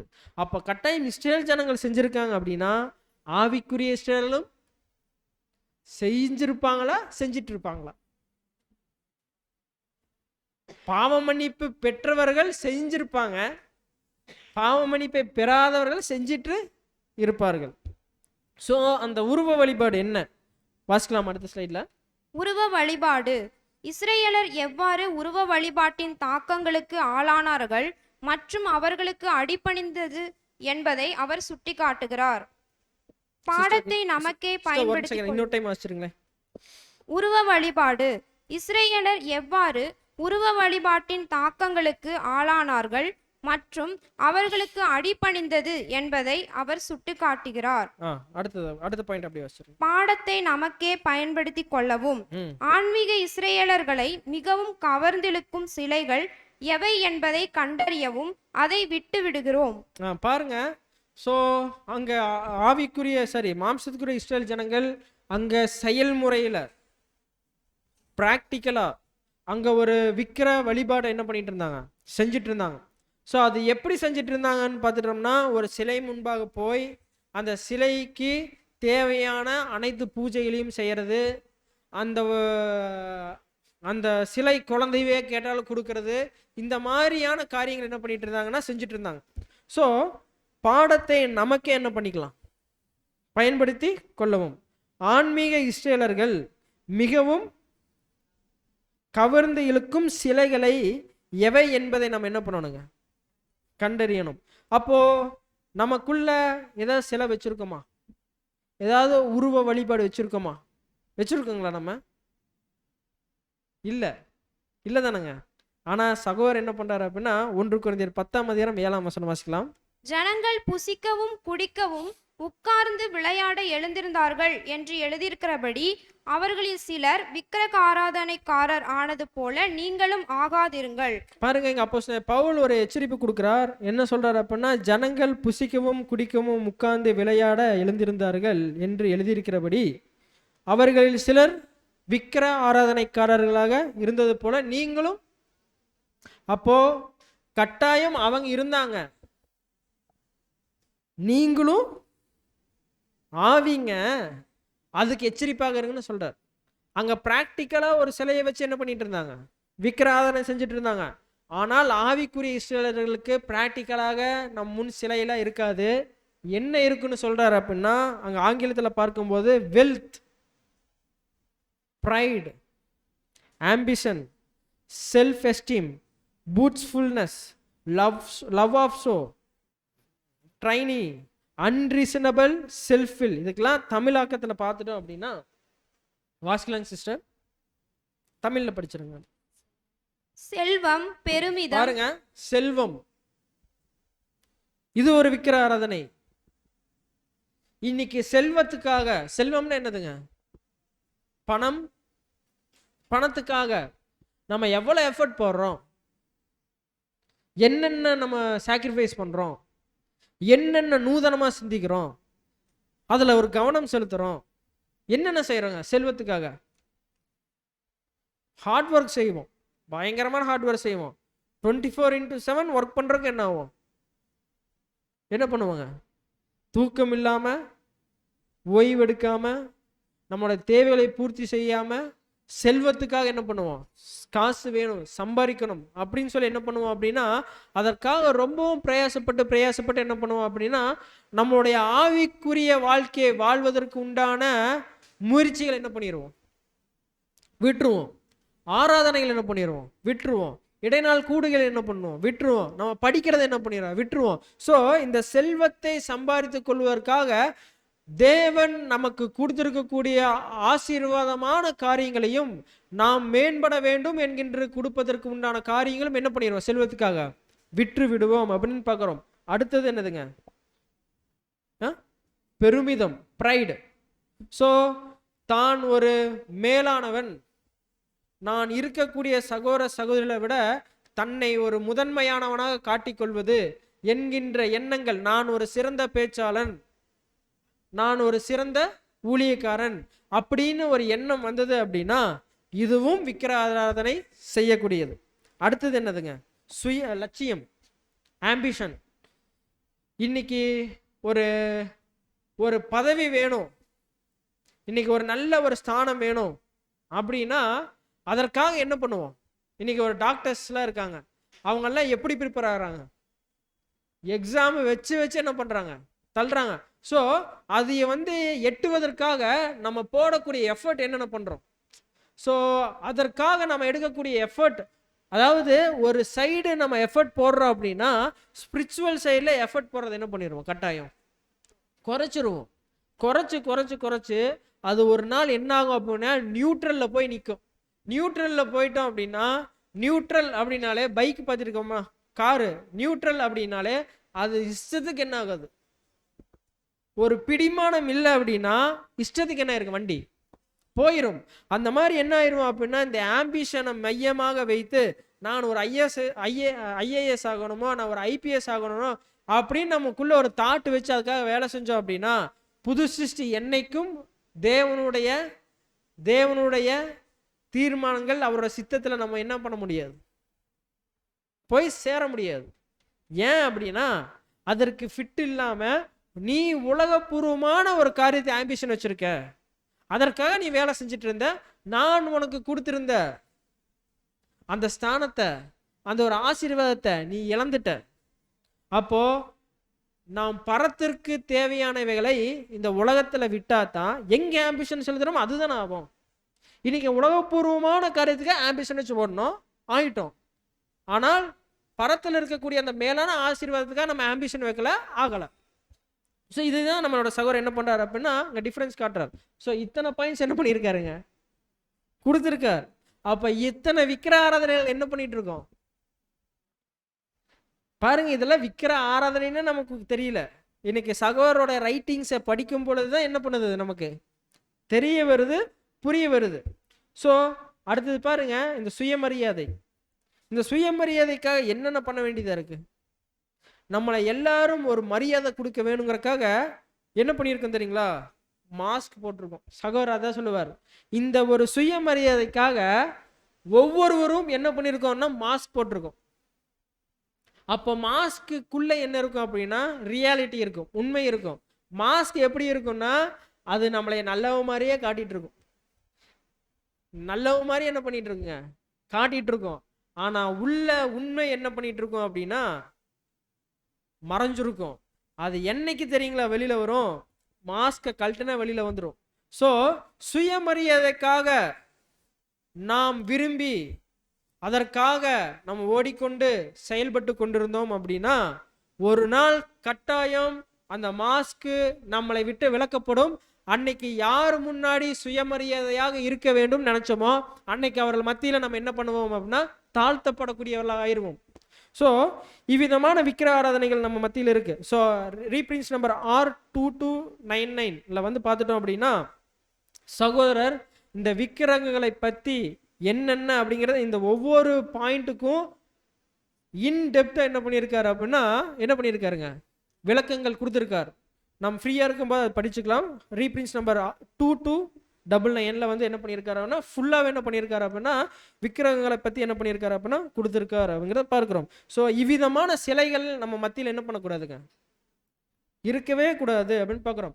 ஸோ மீண்டும் இந்த பாயிண்ட்டுக்குள்ளே வந்துடலாம். இந்த அஸ்தரோத், ஸோ இது எதையெல்லாம் வச்சு கடவுளாக இருக்கு அப்படின்னு பார்த்துட்டோம் அப்படின்னா இந்த பலவீனங்கள் நம்ம மத்தியில் இருக்கா அப்படிங்க நம்ம தியானிக்கிறோம். பாருங்க இங்கே என்ன பண்ணப்பட்டிருக்கு அப்படின்னா என்ன பண்ணப்பட்டிருக்குங்க, அன்பு காதல் அப்படிங்கிற தலைப்பை என்ன பண்ணப்பட்டிருக்குன்னா கொடுக்கப்பட்டிருக்கு. ஸோ 18+ அப்படிங்க கொடுக்கப்பட்டிருக்கு. ஜோசியம் ஜாதகம் அப்படிங்கிற ஒரு காரியம் கொடுக்கப்பட்டிருக்கு. நல்ல நேரம் எதிர்காலம்ங்கிற ஒரு காரியம் கொடுக்கப்பட்டிருக்கு. ஸோ இதெல்லாம் நம்ம பார்ப்பதற்கு சங்கடமாக இருந்தாலும் ஆனால் புது சிருஷ்டிகள் உழுவதற்கு மெயினான ரீசன்ஸ் இந்த ஒரு எண்ணங்கள், இந்த ஒரு காரியங்கள், இந்த ஒரு அருவருப்புகள் நமக்குள்ள இருந்ததுன்னா நாம் அஸ்தரோத் என்கின்ற சிலை நம்ம வச்சுட்டு இருக்கோம். சகோதரர் அதைத்தான் சொல்றார். ஸோ இவ்விதமான இந்த காரியங்கள் நம்ம மத்தியில் இருக்குது அப்படின்னா இன்னைக்கு ஒன்றும் இல்லைங்க, ஒரு 5 நிமிஷம் செல்ஃபோன் வச்சுருந்தோம்னா அது நம்மளை எவ்வளவு நேரம் வேணா பாவத்துக்குள்ள கொண்டு போயிடும். அந்தரங்கத்தில் என்ன பண்ணிட்டு போயிடுவோம், செஞ்சுட்டு போயிடுவோம். ஸோ இது முழுக்க முழுக்க ஒரு புது சிருஷ்டியை முழுக்க முழுக்க சாத்தானுடைய பாதையில் சாத்தானுடைய அடிச்சுவடுகளை பின்பற்றுவதற்கு அது என்ன பண்ணுது, வழிவகுக்குது. ஸோ இப்படிப்பட்ட காரியங்கள் நமக்குள்ள இருந்தது அப்படின்னா நம்ம அஸ்தரோத் என்கின்ற அந்த ஒரு அருவருப்பு தக்கதான அந்த ஒரு சிலையை நமக்குள்ள என்ன பண்ணியிருக்கோங்கிற சகோதரர் வச்சிருக்கோன்னு சொல்றார். அடுத்தது பாகால். இந்த ஒரு பாகால் வந்து பார்த்துட்டோம் அப்படின்னா இது ஒரு உருவ வழிபாடு தான். இமேஜ் ஆஃப் காட்னு சொல்லுவாங்க, இமேஜ் ஆஃப் வர்ஷிப்னு சொல்லுவாங்க, உருவ வழிபாடுன்னு சொல்லுவாங்க. ஸோ இவ்விதமான காரியங்களாக இருக்கு. பாருங்க, இந்த ஒரு பிக்சர் இப்போ எடுத்த பிக்சர், இப்போ சமீப நாட்கள்ல எடுத்த பிக்சர்னு சொல்றாங்க. பாருங்க, இன்னைக்கும் ஏதோ ஒரு தேசத்துல பாகாலை உருவ வழிபாடு வச்சு ஆங்கிலேயர்களோ எந்த யாருன்னு தெரியல வணங்கிட்டு இருக்காங்க. ஸ்டில் என்ன ஆகிட்டு இருக்குங்க, இந்த ஒரு வழிபாடு இருந்துட்டு இருக்கு. தேவன் அருவருப்பாக என்னென்ன இந்த பாகாலை வச்சு இன்னைக்கு என்ன பண்ணிட்டு இருக்காங்க, வணங்கிட்டு இருக்காங்கன்னு பாக்குறோம். அப்ப இந்த பாகால் எதை அடையாளப்படுத்துது அப்படின்னு பார்த்தோம்னா குழந்தை மற்றும் குடும்பம், தொழில், ஒற்றுமை, சமாதானம்னு இருக்கு. இது பாகாலுங்களா? ஒற்றுமை சமாதானம் பாகாலா? ஆனால் சகோதரர் என்ன சொல்லியிருப்பாருன்னா குரூப்பிசம்னு சொல்லியிருப்பார். குரூப்பிசம் ஒரு குழு சேர்றது. அப்போ குரூப்பிசம்ங்கும் போதே இங்க 2 அணிகள் ஆயிருது. கரெக்டுங்களா? குரூப்பிசம் இங்க சேர்றாங்க அப்படின்னாலே இங்க ஒரு குரூப் அங்க ஒரு குரூப், இவங்களுக்குள்ள என்ன ஆயிரும், அணி சேர்ந்துருச்சுனால என்னதான் இருக்குங்க, காம்படிஷன் இருக்கும், மோதல் இருக்கும். நான் பெரியவனா நீ பெரியவனாங்கிற மோதல் இருக்கும். நான் என்னுடைய அந்தஸ்தை ஏற்றிக்கொள்வதற்கும் நான் யார் என்று நிரூபிக்கிறதுக்காக என்ன வேணும் என்ன பண்ண ஆரம்பிச்சிருவோம், என்ன ஆரம்பிச்சிருவாங்க, குழு சேர்ந்துருவாங்க. குழுவா சேர்ந்து சகோதரர் என்ன சொல்றார், கிறிஸ்து என்ன சொல்றார், கிறிஸ்துவுக்குள்ளாக அனைவரும் என்னவா இருக்க சொல்றாருங்க, ஒருவராக இருங்கன்னு சொல்றாரு, கிறிஸ்துவனோட சரீரமாக இருங்கன்னு சொல்றாரு. ஆனா இங்க என்ன ஆயிருதுங்க, குழுவாயி இருதயம் என்ன ஆயிருது, வேறு வேறு ஆகி என்னோட இருதயம் அந்த சகோதர இருதயம் என்னாக மாட்டேங்குது, சகோதரியோட இருதயம் இன்னொரு சகோதரியோட இருதயம் என்னாக மாட்டேங்குது. ஏன் அப்படின்னா இந்த ஒற்றுமை இல்லாமை, இந்த குரூப்பிசம் பார்க்குறோம். அடுத்து பிடிவாத போரில் வெற்றி, ஸ்டெப்பனா நிற்கிறது, பிடிவாதம் பண்றது, தான் இருக்கக்கூடிய ஸ்தானத்திலிருந்து இறங்கி வர்றதில்லை. நான் இப்படித்தான் இருப்பேன் அப்படின்னு எங்க என்ன பண்றதுங்க, சகோதரர்களுக்கிட்டையும் காட்டுறது. ஸோ இதுவும் என்னதுங்க, தவறு. ஸோ இந்த மாதிரி தன்னுடைய குடும்பத்துக்காக தன்னுடைய குழந்தைகளுக்காக நாம் நம்மளுடைய நேரங்களையும் நம்மளுடைய காலங்களையும் நம்மளுடைய திறமைகளையும் நம்ம செலவு செய்துட்டு இருந்தோம் அப்படின்னா நம்ம பாகாலத்தை என்ன பண்ணிட்டு இருக்கோம், வணங்கிட்டு இருக்கோம். தொழிலுக்காக நம்ம கடுமையாக வேலை செய்யறோம் அப்படின்னா பாகாலத்தை வணங்கிட்டு இருக்கோம். குரூப்பிசம் பண்ணிட்டு இருக்கோம்னா பாகால் தான் நமக்குள்ள இருக்கு. பிடிவாதத்தில் இருக்கிறோம், அதில் ஜெயிச்சே ஆகணுங்கிற ஸ்டெப்புல இருக்கும் அப்படின்னா நம்ம பாகாலத்தை என்ன பண்ணிட்டு இருக்கோம், வணங்கிட்டு இருக்கோம் அப்படிங்கிறத பார்க்குறோம். வாசிக்கலாம் 1 Corinthians 5:10. ஆனாலும் இவ்வுலகத்தில் உள்ள விபச்சாரக்காரர், பொருளாசைக்காரர், கொள்ளைக்காரர், விக்கிரகாராதனைக்காரர் இவர்களோடு எவ்வளவும் கலந்திருக்க கூடாதென்று நான் எழுதவில்லை. பாருங்க, அப்போஸ்தலன் பவுல் சொல்லும் பொழுது ஆனாலும் இவ்வுலகத்தில் உள்ள விபச்சாரர்கள், பொருளாசைக்காரர்கள், கொள்ளைக்காரர்கள், விக்கிர ஆராதனைக்காரர்கள் இவர்களோடு எவ்வளவு கலந்திருக்க கூடாது என்று நான் எழுதலைன்னு சொல்றார். மீனிங் புரிஞ்சுதுங்களா? ஏன்னா இவங்கெல்லாம் உலகத்துல இருக்காங்க, இவங்கெல்லாம் இருப்பாங்க, இருந்து கொண்டேதான் இருப்பாங்க. இவங்க கலந்து இருக்காங்கன்னு நான் எழுதல அப்படின்னு சொல்லிட்டு அவருடைய கருத்தை முன் வைக்கிறார். அப்படியானால் நீங்கள் உலகத்தை விட்டு நீங்கி போக வேண்டியதா இருக்குமே. இப்படிலாம் நீங்க அவங்க கூட ஜீவிக்காதீங்கன்னு சொன்னா நீங்க உலகத்திலிருந்து போய் வேற எங்காவது என்ன பண்ணணும், நம்ம குடியிருப்ப வச்சுக்கணும். 11 வசனம். நான் உங்களுக்கு எழுதினது என்னவென்றால், சகோதரன் எனப்பட்ட ஒருவன் விபச்சாரக்காரனையாவது, பொருளாசைக்காரனையாவது, விக்கிரகாராதனைக்காரனையாவது, உதாசனையாவது, வெறியனாவது, கொள்ளைக்காரனாவது இருந்தால் அவனோட கலந்திருக்க கூடாது, அப்படிப்பட்டவனும் கூட புசிக்கவும் கூடாது. சகோதரர் சொல்றது என்ன அப்படின்னா, இந்த உலகத்துல இருக்காங்க அவங்க கூட சேராதீங்கன்னு நான் சொல்லல. அவர் என்ன சொல்றாரு அப்படின்னா, நம்ம அழைக்கப்பட்டிருக்க அழைப்புக்குள்ள இருப்பாங்க, அவங்க கூட என்ன பண்ணாதீங்கன்னு சொல்றாரு. சேராதீங்கன்னு சொன்னா இன்னைக்கு நம்ம என்ன பண்றது? இப்ப அந்த பலவீனம் என் மத்தியில் இருக்கும். அப்போ ஒரு சகோதரன் கூட சேரலைன்னா நான் என்ன ஆயிருவேன்? அதையே நான் இன்னொரு சகோதரனுக்கு சகோதரிக்கு திருப்பி செஞ்சா என்ன ஆயிரும்? அப்போ இங்க சேராதிகள்னு இருக்கும் பொழுது இது எப்படி மேற்கொள்றது? எப்படி மேற்கொள்றது? ஸோ இந்த இடத்துல தான் என்ன வேணும், அப்படி ஒரு சகோதரனோ ஒரு சகோதரியோ என்னை பார்த்து, பிரதர் உங்ககிட்ட இப்படி ஒரு சிலை இருக்கு, இது நீங்க கொஞ்சம் மனமாற்ற அடைஞ்சிட்டா பெட்டர்னு சொன்னா, அப்ப நம்ம என்ன பண்ணணும் அப்படின்னா சிந்திக்கணும். சிந்திச்சு இந்த சகோதரனும் சகோதரியும் சொல்லக்கூடிய இந்த பலவீனம் என்கிட்ட இருக்கா அப்படிங்கிறத நான் சிந்திக்கணும். இருந்தது அப்படின்னா கன்ஃபஸ் பண்ணிடணும். என்ன பண்ணணும் அப்படின்னா அவங்களுக்கு தேங்க்ஸ் தான் சொல்லணும். ஏன் அப்படின்னா தேவன் நம்ம மேல கிருபை வச்சிருக்கிறனால அந்த சகோதரி மூலமாகவும் இல்லை அல்லது சகோதரி மூலமாக தேவன் ஒரு ஏவுதலை கொடுத்து நம்மளை நல்வழிப்படுத்துவதற்காக தேவனை என்ன பண்ணியிருக்காருங்க? சகோதரன் மூலமாகவோ இல்லை சகோதரி மூலமாக ஏவி விட்டுருக்கார். இப்போ இதை நிமித்தம் செல்ஃப் கன்வின்ஸ் பண்ணணும், நம்ம ஒப்புக்கொள்ளணும், சீர்தூக்கி பார்த்து இருக்குது அது எப்படி இவங்க சொல்றதுன்னு நினைச்சோம் அப்படின்னா அப்ப அந்த சகோதர சகோதரிகள் முடிவெடுக்கலாம். இவங்க கிட்ட இருந்தோம் அப்படின்னா அதுக்கு சபை நீக்கம் பண்ண வேண்டியதில்லை, விலகி இருப்பது. அவங்க நம்ம சில ஆண்டுகளுக்கு முன்பாக கூட நம்மளோட சகோதர அன்பில் அளவுகோல்னு ஒரு சப்ஜெக்ட் கூட நம்ம கேட்டோம். ஸோ ஒரு சகோதரன் சகோதரி கிட்ட அன்பு காட்டக்கூடிய அந்த மீட்டர் கரெக்டாக இருக்கணும். ஒரு சகோதரனும் சகோதரி தவறு செய்கிறாங்கன்னா அவங்க கிட்ட அன்பு காட்டுறதில்ல அப்படியே காமிச்சிட்டே இருந்தோம்னா அவங்களுடைய தவறை செஞ்சுட்டே தான் இருப்பாங்க. அது இந்த அன்புல ஒரு கடிதல் இருந்தது அப்படின்னா, ஏன் இந்த பிரதர் இப்போ நம்ம கிட்ட முன்ன மாதிரி பேசுறது இல்லை அப்படின்னு ஒரு சூழ்நிலை வந்ததுன்னா என்ன பண்ணுவோம்? பேசுவோம். அப்போ பிரதர் இந்த பலவீனங்கள் நான் சொன்னேன், நீங்கள் அதை மேற்கொள்ளலை, ஸோ அதனால தான் பிரதர், ஆனால் உங்களை வெறுக்கலை, உங்களுக்காக நாங்கள் ப்ரேயர் பண்ணிட்டு இருக்கோம் அப்படிங்கும்போது அது இன்னும் ரியலைஸ் பண்ணி மனப்பூர்வமாக அறிக்கை செய்வதற்கு எப்படி அங்கே தண்ணீர் ஊற்றினார்களோ அந்த மாதிரி நம்மளும் தண்ணீர் ஊற்றி நம்மளுடைய பாவ மன்னிப்பை பெற்றுக்கொள்வதற்கு அது என்னவாக இருக்கும்? இதைத்தான் நம்மளோட அப்போஸ்தலன் பவுல் என்ன பண்றாரு அப்படின்னா அவங்க விட்டு விலகிறத அவங்க ஒதுக்கி வைக்கிறத சொல்லல. அந்த அன்புல ஒரு அளவுகோல் வச்சிருந்தோம் அப்படின்னா அதுல ஒரு கடிதல் இருந்தது அப்படின்னா அது ஒரு புது சிருஷ்டி முன்மாதிரி ஆவதற்கு அது என்ன ஆகும் அப்படின்னா ஒரு முன் உதாரணமாகவும் அது செயல் வடிவமாக மாறும். இல்லை அப்படின்னா அவர்கள் பின்மாற்றம் அடைந்து என்ன ஆயிடுவாங்க, கேட்டுக்கு என்ன ஆயிடுவாங்க அப்படின்னா போயிடுவாங்க அப்படின்னு பார்க்குறோம். ஸோ இந்த இடங்கள்ல நாம் பெலிஸ்தியர்களை மேற்கொள்றத நம்ம என்ன பண்ண வேண்டியவர்களாக இருக்கிறோம், பார்க்க வேண்டியவர்களாக இருக்கிறோம். அப்போ பெலிஸ்தியர்கள் யார் அப்படின்னு பார்த்துட்டோம்னா பெலிஸ்தியர்கள் யாரை அடையாளப்படுத்துது அப்படின்னா நம்மளுடைய உணர்ச்சி. இது ரொம்ப ரொம்ப கஷ்டம், ரொம்ப ரொம்ப கஷ்டம் இல்லைங்க. கஷ்டமா ஈஸிங்களா உணர்ச்சியை மேற்கொள்றது? இன்னைக்கு என்னென்ன உணர்ச்சி வருது?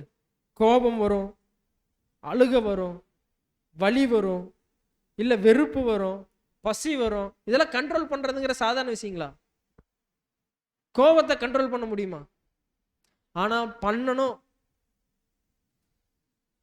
ஆண்டவர் இயேசு கிறிஸ்துவ கெத்செமனேல பிடிக்கும்போது பேதுருக்கு வந்த கோபம் என்ன பண்ணாருங்க? அந்த கோபத்துல என்னுடைய குருவனி என்னுடைய சகோதரன் மேல நீ கைய வைக்கிறியா?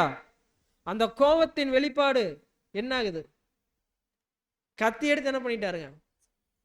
அதே மாதிரிதான் நம்ம மத்தியில ஒரு கோபம் இருக்கு அப்படின்னா அதை நம்ம பேசணும் அப்படின்னா இந்த நாவு இந்த வார்த்தை என்ன ஆயிரும் அப்படின்னா மற்றவரை காயப்படுத்திடும். அப்போ இந்த உணர்ச்சிகளை இந்த கோபத்தை நம்ம என்ன பண்றோம் அப்படின்னா சுட்டி காட்டுறோம். மற்ற உணர்ச்சிகள் அது என்னென்ன இருக்குங்க நமக்கு தான் தெரியும். ஸோ இவங்களை கட்டுப்படுத்தணும். இல்லை அப்படின்னா இன்னைக்கு ஒரு சோம்பல் ஒன்று இருக்கு, அது ஒரு உணர்ச்சி, ஒரு சோம்பல். அப்ப இந்த சோம்பலை நம்ம கட்டுப்படுத்தலை அப்படின்னா இன்னைக்கு ஆராதனைக்கு வந்திருக்க மாட்டோம். ஸோ இந்த மாதிரி உணர்ச்சிகளை நம்ம கட்டுப்படுத்தும் பொழுதுதான் நம்மை சபையாக மாறக்கூடிய அந்த முழுமையை நம்மளால என்ன பண்ண முடியுது அப்படின்னா பெற்றுக்கொள்ள முடியுதுன்னு பார்க்குறோம். அடுத்து ரெண்டாவது சாத்தான். இவருக்கு டெஃபினேஷன் வேண்டியதில்லை, விளக்க வேண்டியதில்லை, எதுவுமே வேண்டியதில்லை. ஏன் அப்படின்னா இவர் என்ன வேணாலும் செய்வார், என்ன வேணாலும் செய்வார். வசனத்தை வச்சே என்ன பண்ணுவார்? கிறிஸ்துவே என்ன பண்ணார்? வசனத்தை வச்சுதான் என்ன பண்ணாருங்க? அட்டாக் பண்ணார். அந்த மாதிரி இவர் என்ன வேணா பண்ணுவார். அதுல முதல் பாதிப்பானது யார்? யாருங்க? ஏவாள். அடுத்தது ஆதாம், அடுத்தது தேவதூதர்கள், அடுத்தது ஜனங்கள் அப்படின்னு சொல்லி பாருங்க. இவருடைய பிளான்ல, இவருடைய பிடிவாதத்துல, இவரோட ஆம்பிஷன்ல இவர் என்னதான் இன்னைக்கு வரைக்கும் என்னதான் பண்ணிட்டு இருக்காருங்க. அதற்காக விடாமுயற்சி போட்டு எஃபர்ட் போட்டு என்ன பண்ணிட்டு தான் இருக்காரு. தேவனுடைய சந்ததியில அந்த 1,44,000 பேர்ல ஆகவே கூடாதுன்னு இன்னைக்கு பாருங்க, இன்னைக்கு வரைக்கும் அந்த அழைப்பு என்ன ஆகல. ஆனால் தேவன் அது தகுந்த நேரத்தில் அவர் வைத்திருக்க அந்த நேரத்தில் அவர் என்ன பண்ணிடுவார். ஆனால் அதுல மாட்டிக்கொண்டவர்கள், சாத்தான் நிமித்தம் மாட்டிக்கொண்டவர்களோட நிலைமையை எப்படிங்க? கவலைக்கிடம். இன்னைக்கு வரைக்கும் நம்ம ஜீவனோட இருக்கோம், இந்த ஒரு அணைப்பில் இருக்கோம் அப்படின்னா தேவனுடைய கிருபை நிமித்தம், சாத்தானுடைய தாக்குதல் நிமித்தம் நம்ம கேட்கக்கூடிய சத்தியங்கள், நம்ம செய்யக்கூடிய பிரார்த்தனைகள் நம்ம தேவனுடைய கிருபாசனத்துல இருக்கிறனால இன்னைக்கு வரைக்கும் சத்தியத்தில் என்ன பண்ணிட்டு இருக்கோம். விலகி போகும்போதெல்லாம் பிடிச்சி என்ன பண்ணிடுறாரு, விலகி போகும்போதெல்லாம் என்ன பண்ணிடுறாரு, பிடிச்சி இழுத்து நம்மளை என்ன பண்ணிடுறாருங்க, மனம் திருந்ததுக்குள்ள என்ன பண்ணிடுறாரு, கொண்டு வந்து விட்டுறாரு. ஆனால் எத்தனையோ பேரை சத்தியத்தை விட்டு என்ன பண்ணிட்டாங்க, அழைப்புக்குள்ள வந்தவங்க போயிட்டாங்க. அவங்களோட நிலைமை ஏன் அப்படின்னா அவர்களுக்குள்ள சாத்தான் மேம்பட்டான், சாத்தான் ஆதிக்கம் செலுத்தியாச்சு. அவர்கள் என்ன பண்ணிட்டாங்க அப்படின்னா பாகாலை வணங்கி வணங்கி, அஸ்தரோத்தை வணங்கி வணங்கி என்ன பண்ணிட்டாங்க அப்படின்னா இந்த அழைப்பிலிருந்தே போகக்கூடியவர்கள் ஆயிட்டாங்கன்னு பார்க்குறோம். ஸோ இந்த ஒரு காரியம். அடுத்தது 1 சாமுவேல் 7ஆம் அதிகாரம் 9ஆம் வசனம். அப்பொழுது சாமுவேல் பால் குடிக்கிற ஒரு ஆட்டுக்குட்டியை பிடித்து அதை கர்த்தருக்கு சர்வாங்க தகன பலியாக செலுத்தி இஸ்ரேலுக்காக கர்த்தரை நோக்கி வேண்டிக் கொண்டான். கர்த்தர் போதும் சிஸ்டர். ஸோ அங்கே கர்த்தர் வந்து அவருக்கு ஒரு மறுமொழியை கூட என்ன பண்ணாருங்க, அருளை செய்தான்னு பார்க்குறோம். ஸோ இங்கே சாமுவேல் என்ன பண்ணுறாரு அப்படின்னா இஸ்ரேலுடைய பாவத்துக்காக இங்கே ஒரு ஆட்டுக்குட்டி என்ன பண்ணுறாருங்க, பலி செலுத்துறார். ஸோ அதே மாதிரி தான் ஆவிக்குரிய இஸ்ரேல் ஜனங்களாக இருக்கக்கூடிய நமக்காக தேவன் என்ன பண்ணார், ஆண்டவர் இயேசு கிறிஸ்துவ பலி செலுத்தினார். அதில் கிறிஸ்து என்ன பண்ணார், 100% என்ன பண்ணாருங்க, மனதார என்ன பண்ணார், தன்னுடைய மனவாட்டிக்காக என்ன பண்ணார், தேவனுடைய அந்த 1,40,000 பேருக்காக என்ன பண்ணார், இந்த உலக ஜனங்களுக்காக என்ன பண்ணார், ஒட்டுமொத்தத்துக்காக என்ன பண்ணார் அப்படின்னா அவருடைய வாழ்க்கையவே, அவருடைய ஜீவனையே என்ன பண்ணார் அப்படின்னா தகன பலியாக, அந்த ஒரு பலியாக என்ன பண்ணார் அப்படின்னா அங்கே செலுத்தினார்னு பார்க்குறோம். இது சகோதர ரைட்டிங்ஸ் வாசிக்கலாம். நம்மேல் வருகிற பெலிஸ்தர்கள் நமது உணர்ச்சிகளும் பலவீனங்களும் சாத்தான் மற்றும் உலகத்தின் எதிர்ப்புகளும் ஆகும். இவைகள் நமது விரோதிகள். இவைகளுக்கு விரோதமாகத்தான் தெய்வீக வல்லமை நம்மை நல்ல போராட்டத்தை போராடி ஜெயிக்க வைக்கிறது. பாருங்க. ஸோ இந்த உணர்ச்சிகள், பலவீனங்கள், சாத்தான் மற்றும் உலகத்தின் எதிர்ப்புகள் இவைகள் எல்லாமே நம்மளுடைய விரோதிகள் தான். இவைகளுக்கு விரோதமாகத்தான் தெய்வீக வல்லமை நம்மை நல்ல போராட்டத்தை போராட என்ன பண்ணுதுங்க, ஜெயிக்க வைக்குது. அப்போ இங்க தேவனுடைய வல்லமை, தேவனுடைய அந்த ஸ்பிரிட்டு இங்க நம்ம மத்தியில வேலை செஞ்சு நம்ம விழுந்து போகாதபடிக்கு போராட வைக்குது. அப்படின்னா நம்ம ஒரு போராட்டத்துக்குள்ள கட்டாயம் இருக்கணும். ஆமாவா இல்லைங்களா? இருக்கணும்.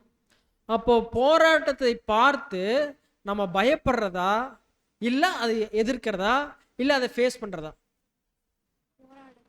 என்ன பாருங்க, கட்டாயம் ஒரு புது சிருஷ்டிக்கு ஒரு விழுகை வேண்டும், ஒரு வெற்றி வேண்டும். வெற்றி பெற்றுட்டே போனோம் அப்படின்னா ஒரு சூழ்நிலை, ஒரு ஏமாற்றம் வந்தா நம்மளால என்ன பண்ண முடியாது. தோல்வி வரும் பொழுது அதுல ஒரு அனுபவம் கிடைக்குது. அப்போ நம்ம என்ன பண்ணிடக்கூடாது அப்படின்னா அந்த ஒரு பலவீனம் நம்மளை மேற்கொள்ளும் போதோ, இல்லை ஒரு இக்கட்டான சூழ்நிலைகள் வரும்போதோ நம்மளை நாம் தேவனுடைய கிருபாசன தண்டையில் போய் மன்றாடும் பொழுது, நம்ம கேட்கும் பொழுது தேவன் அதற்கு பதில் வேற மாதிரி கொடுத்துருந்தார். உதாரணத்துக்கு ஒரு தோல்வியால் பெறுறோம், நம்ம நினைச்சு நடக்கல அப்படின்னா அங்க நம்ம என்ன செய்யறது? நம்ம என்ன பண்ணணும் அப்படின்னா தேவனை முறுமுறுத்தரக்கூடாது, அவர் தெய்வம் இல்லை என்று சொல்லிடக்கூடாது. எதுவும் சொல்லாம இதுல ஏதோ ஒரு பாடத்தை தேவன் வைத்திருக்கிறார், அதை கற்றுக்கொண்டு நான் பூர்ணமாகி இனி வரக்கூடிய நாட்கள்ல இந்த பிரச்சனைகளை ஃபேஸ் பண்ணக்கூடிய அந்த அனுபவங்களை தேவன் என்ன பண்றார், கொடுக்கிறார். இந்த தாட்டு வந்தா நம்ம புரிஞ்சுக்கலாம், நமக்கு தேவனுடைய வல்லமை, தேவன் நம்மளுடைய வெற்றியில தோல்விகளை கொடுத்து மகா உபத்திர காலத்தில் நம்ம சிக்கி கொள்ளாமல் இங்க இப்ப வாழ்ந்து கொண்டிருக்கக்கூடிய அந்த சபையின் அழைப்புக்குள்ள, அந்த போராட்டத்துக்குள்ள இங்க நம்ம அனுபவிக்கிற பாடுகள் எல்லாத்தையும் மேற்கொண்டு என்ன ஆயிரலாம், சபையாயிரலாம். இங்கதான் நல்ல போராட்டத்தை போராடுவதற்காக நம்ம ஜெபிக்கணும். அந்த ஜெபத்துல அதில் பதில் தோல்வியாக இருந்தாலும் வெற்றியாக இருந்தாலும் அதில் கிடைக்கக்கூடிய அனுபவத்தை நம்முள் பெற்றுக்கொள்ளவர்களாக இருக்க வேண்டும். அடுத்த பாயிண்ட் வாசிக்கலாம். ஜனங்களின் வேண்டுகோளை கேட்டு சாமுவேல் பால் குடிக்கிற ஒரு ஆட்டுக்குட்டியை சர்வாங்க தகன பலியாக செலுத்தினான்.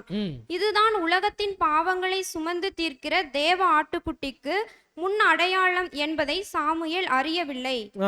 பாருங்க, சோ அவருக்கு அறியல, அவருக்கு அங்க கொடுத்த அந்த ஒரு பலி இது நிழலாக சபை வகுப்பாருக்காக இந்த ஒரு ஆசீர்வாதம் இருக்குதுங்கிறது அவருக்கு என்ன இல்லைங்க, தெரியல. ஆனா நமக்கு என்ன பண்ணப்பட்டிருக்குது, தெரிஞ்சிருக்கு. இன்னைக்கு நம்ம சொல்லலாம், அந்த பலி, அந்த ஆடு யாருக்கு அடையாளமாக இருக்கு, இயேசு கிறிஸ்துவுக்கு. அங்க அடிக்கப்பட்டது கிறிஸ்துவ, இங்க என்ன பண்ணப்பட்டது, அடிக்கப்பட்டது. அங்க அந்த ஒரு ஆட்டுக்குட்டி யாருக்காக அடிக்கப்பட்டது, இங்கே ஆண்டவர் இயேசு கிறிஸ்து யாருக்காக அடிக்கப்பட்டார், என்ன? அப்ப 100% நமக்குள்ள என்ன இருக்கு, புரிதல் இருக்கு.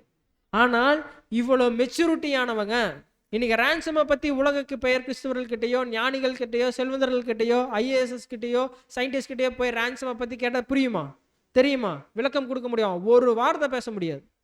ஆனால் இன்னைக்கு ரேன்சமை பத்தி பேசினால் நம்ம என்ன பண்ணலாம், 3 பக்கத்துக்கு எழுதலாம். இவ்வளவு புரிதல் வச்சிருக்கிறவங்க தான் ஞானஸ்தானத்துக்கு பிற்பாடு நல்ல போராட்டத்தை போராட வந்தவங்க போராட்டங்கள் வாழ்ந்து கொண்டிருக்கும் போது நாளடைவில் மறந்து மறந்து மறந்து என்ன ஆயிடுறோம், சிலைகளை என்ன பண்ணிடுறோம், விக்கிரங்களை என்ன பண்ணிடுறோம், வச்சிடுறோம்.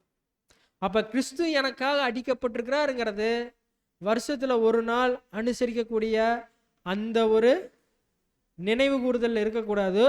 ஒவ்வொரு நாளும் நம்ம மத்தியில கிறிஸ்து எனக்காக நமக்காக அடிக்கப்பட்டார் என்கின்ற நினைவு கூறுதல் நாள்தோறும் ஒவ்வொரு நொடியும் ஒவ்வொரு வினாடியும் நம்ம மத்தியில் என்ன பண்ணணும், இருக்கணும். கண் விழிக்கும் போது கிறிஸ்து எனக்காக அடிக்கப்பட்டார், கண் மூடும் போது கிறிஸ்து எனக்காக அடிக்கப்பட்டார், ஒரு பிரச்சனை வரும்போது அடிக்கப்பட்டார், இதே பிரச்சனை தான் கிறிஸ்து மேற்கொண்டிருப்பார் அப்படிங்கின்ற நினைவு கூறுதல் எந்த ஒரு புது சிருஷ்டிக்குள்ள வருதோ, அவர் கிறிஸ்து எனக்காக அடிக்கப்பட்டார், தேவன் எனக்காக அவருடைய ஒரே பேரான குமாரனை கொடுத்தார் அப்படிங்கின்ற புரிதல் யாருக்குள்ள வருதோ அவர்கள் பாவத்திலிருந்து அகப்பட்டு தேவன் வைத்திருக்கக்கூடிய அந்த நல்ல போராட்டத்தை போராடுவதற்கு அவர் மேற்கொள்ளுவார். தேவனுடைய வல்லமை அவருக்குள்ள செயல்படும். அவர் 1,44,000 பேர் என்கின்ற அந்த அழைப்புக்குள்ள போய் இதோ இந்த ஜீவ கிரீடம் எனக்காக வைக்கப்பட்டிருக்குன்னு அப்போஸ்தலனாகிய பவுல் மாதிரி என்ன பண்ண முடியும், சொல்ல முடியும். சோ அடுத்த பாயிண்ட் வாசிக்கலாம். இந்த நிழலான பலியுடன் கூட சாமுவேல் அவனது ஜனங்களுக்காக தேவனிடம் வேண்டினான். தேவனும் அவனுக்கு செவி கொடுத்தார். மெய்யான பலிக்கு இது முன்னடையாளமாக இருந்தது.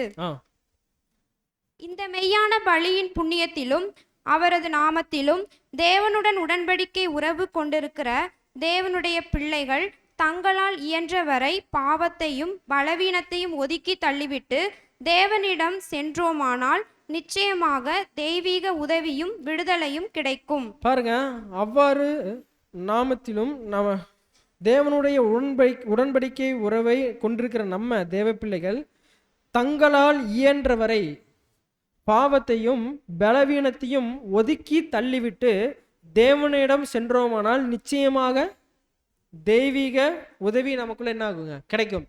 அது ஏன் சகோதரர் சொல்லும் பொழுது இயன்றவரைன்னு சொல்றார்,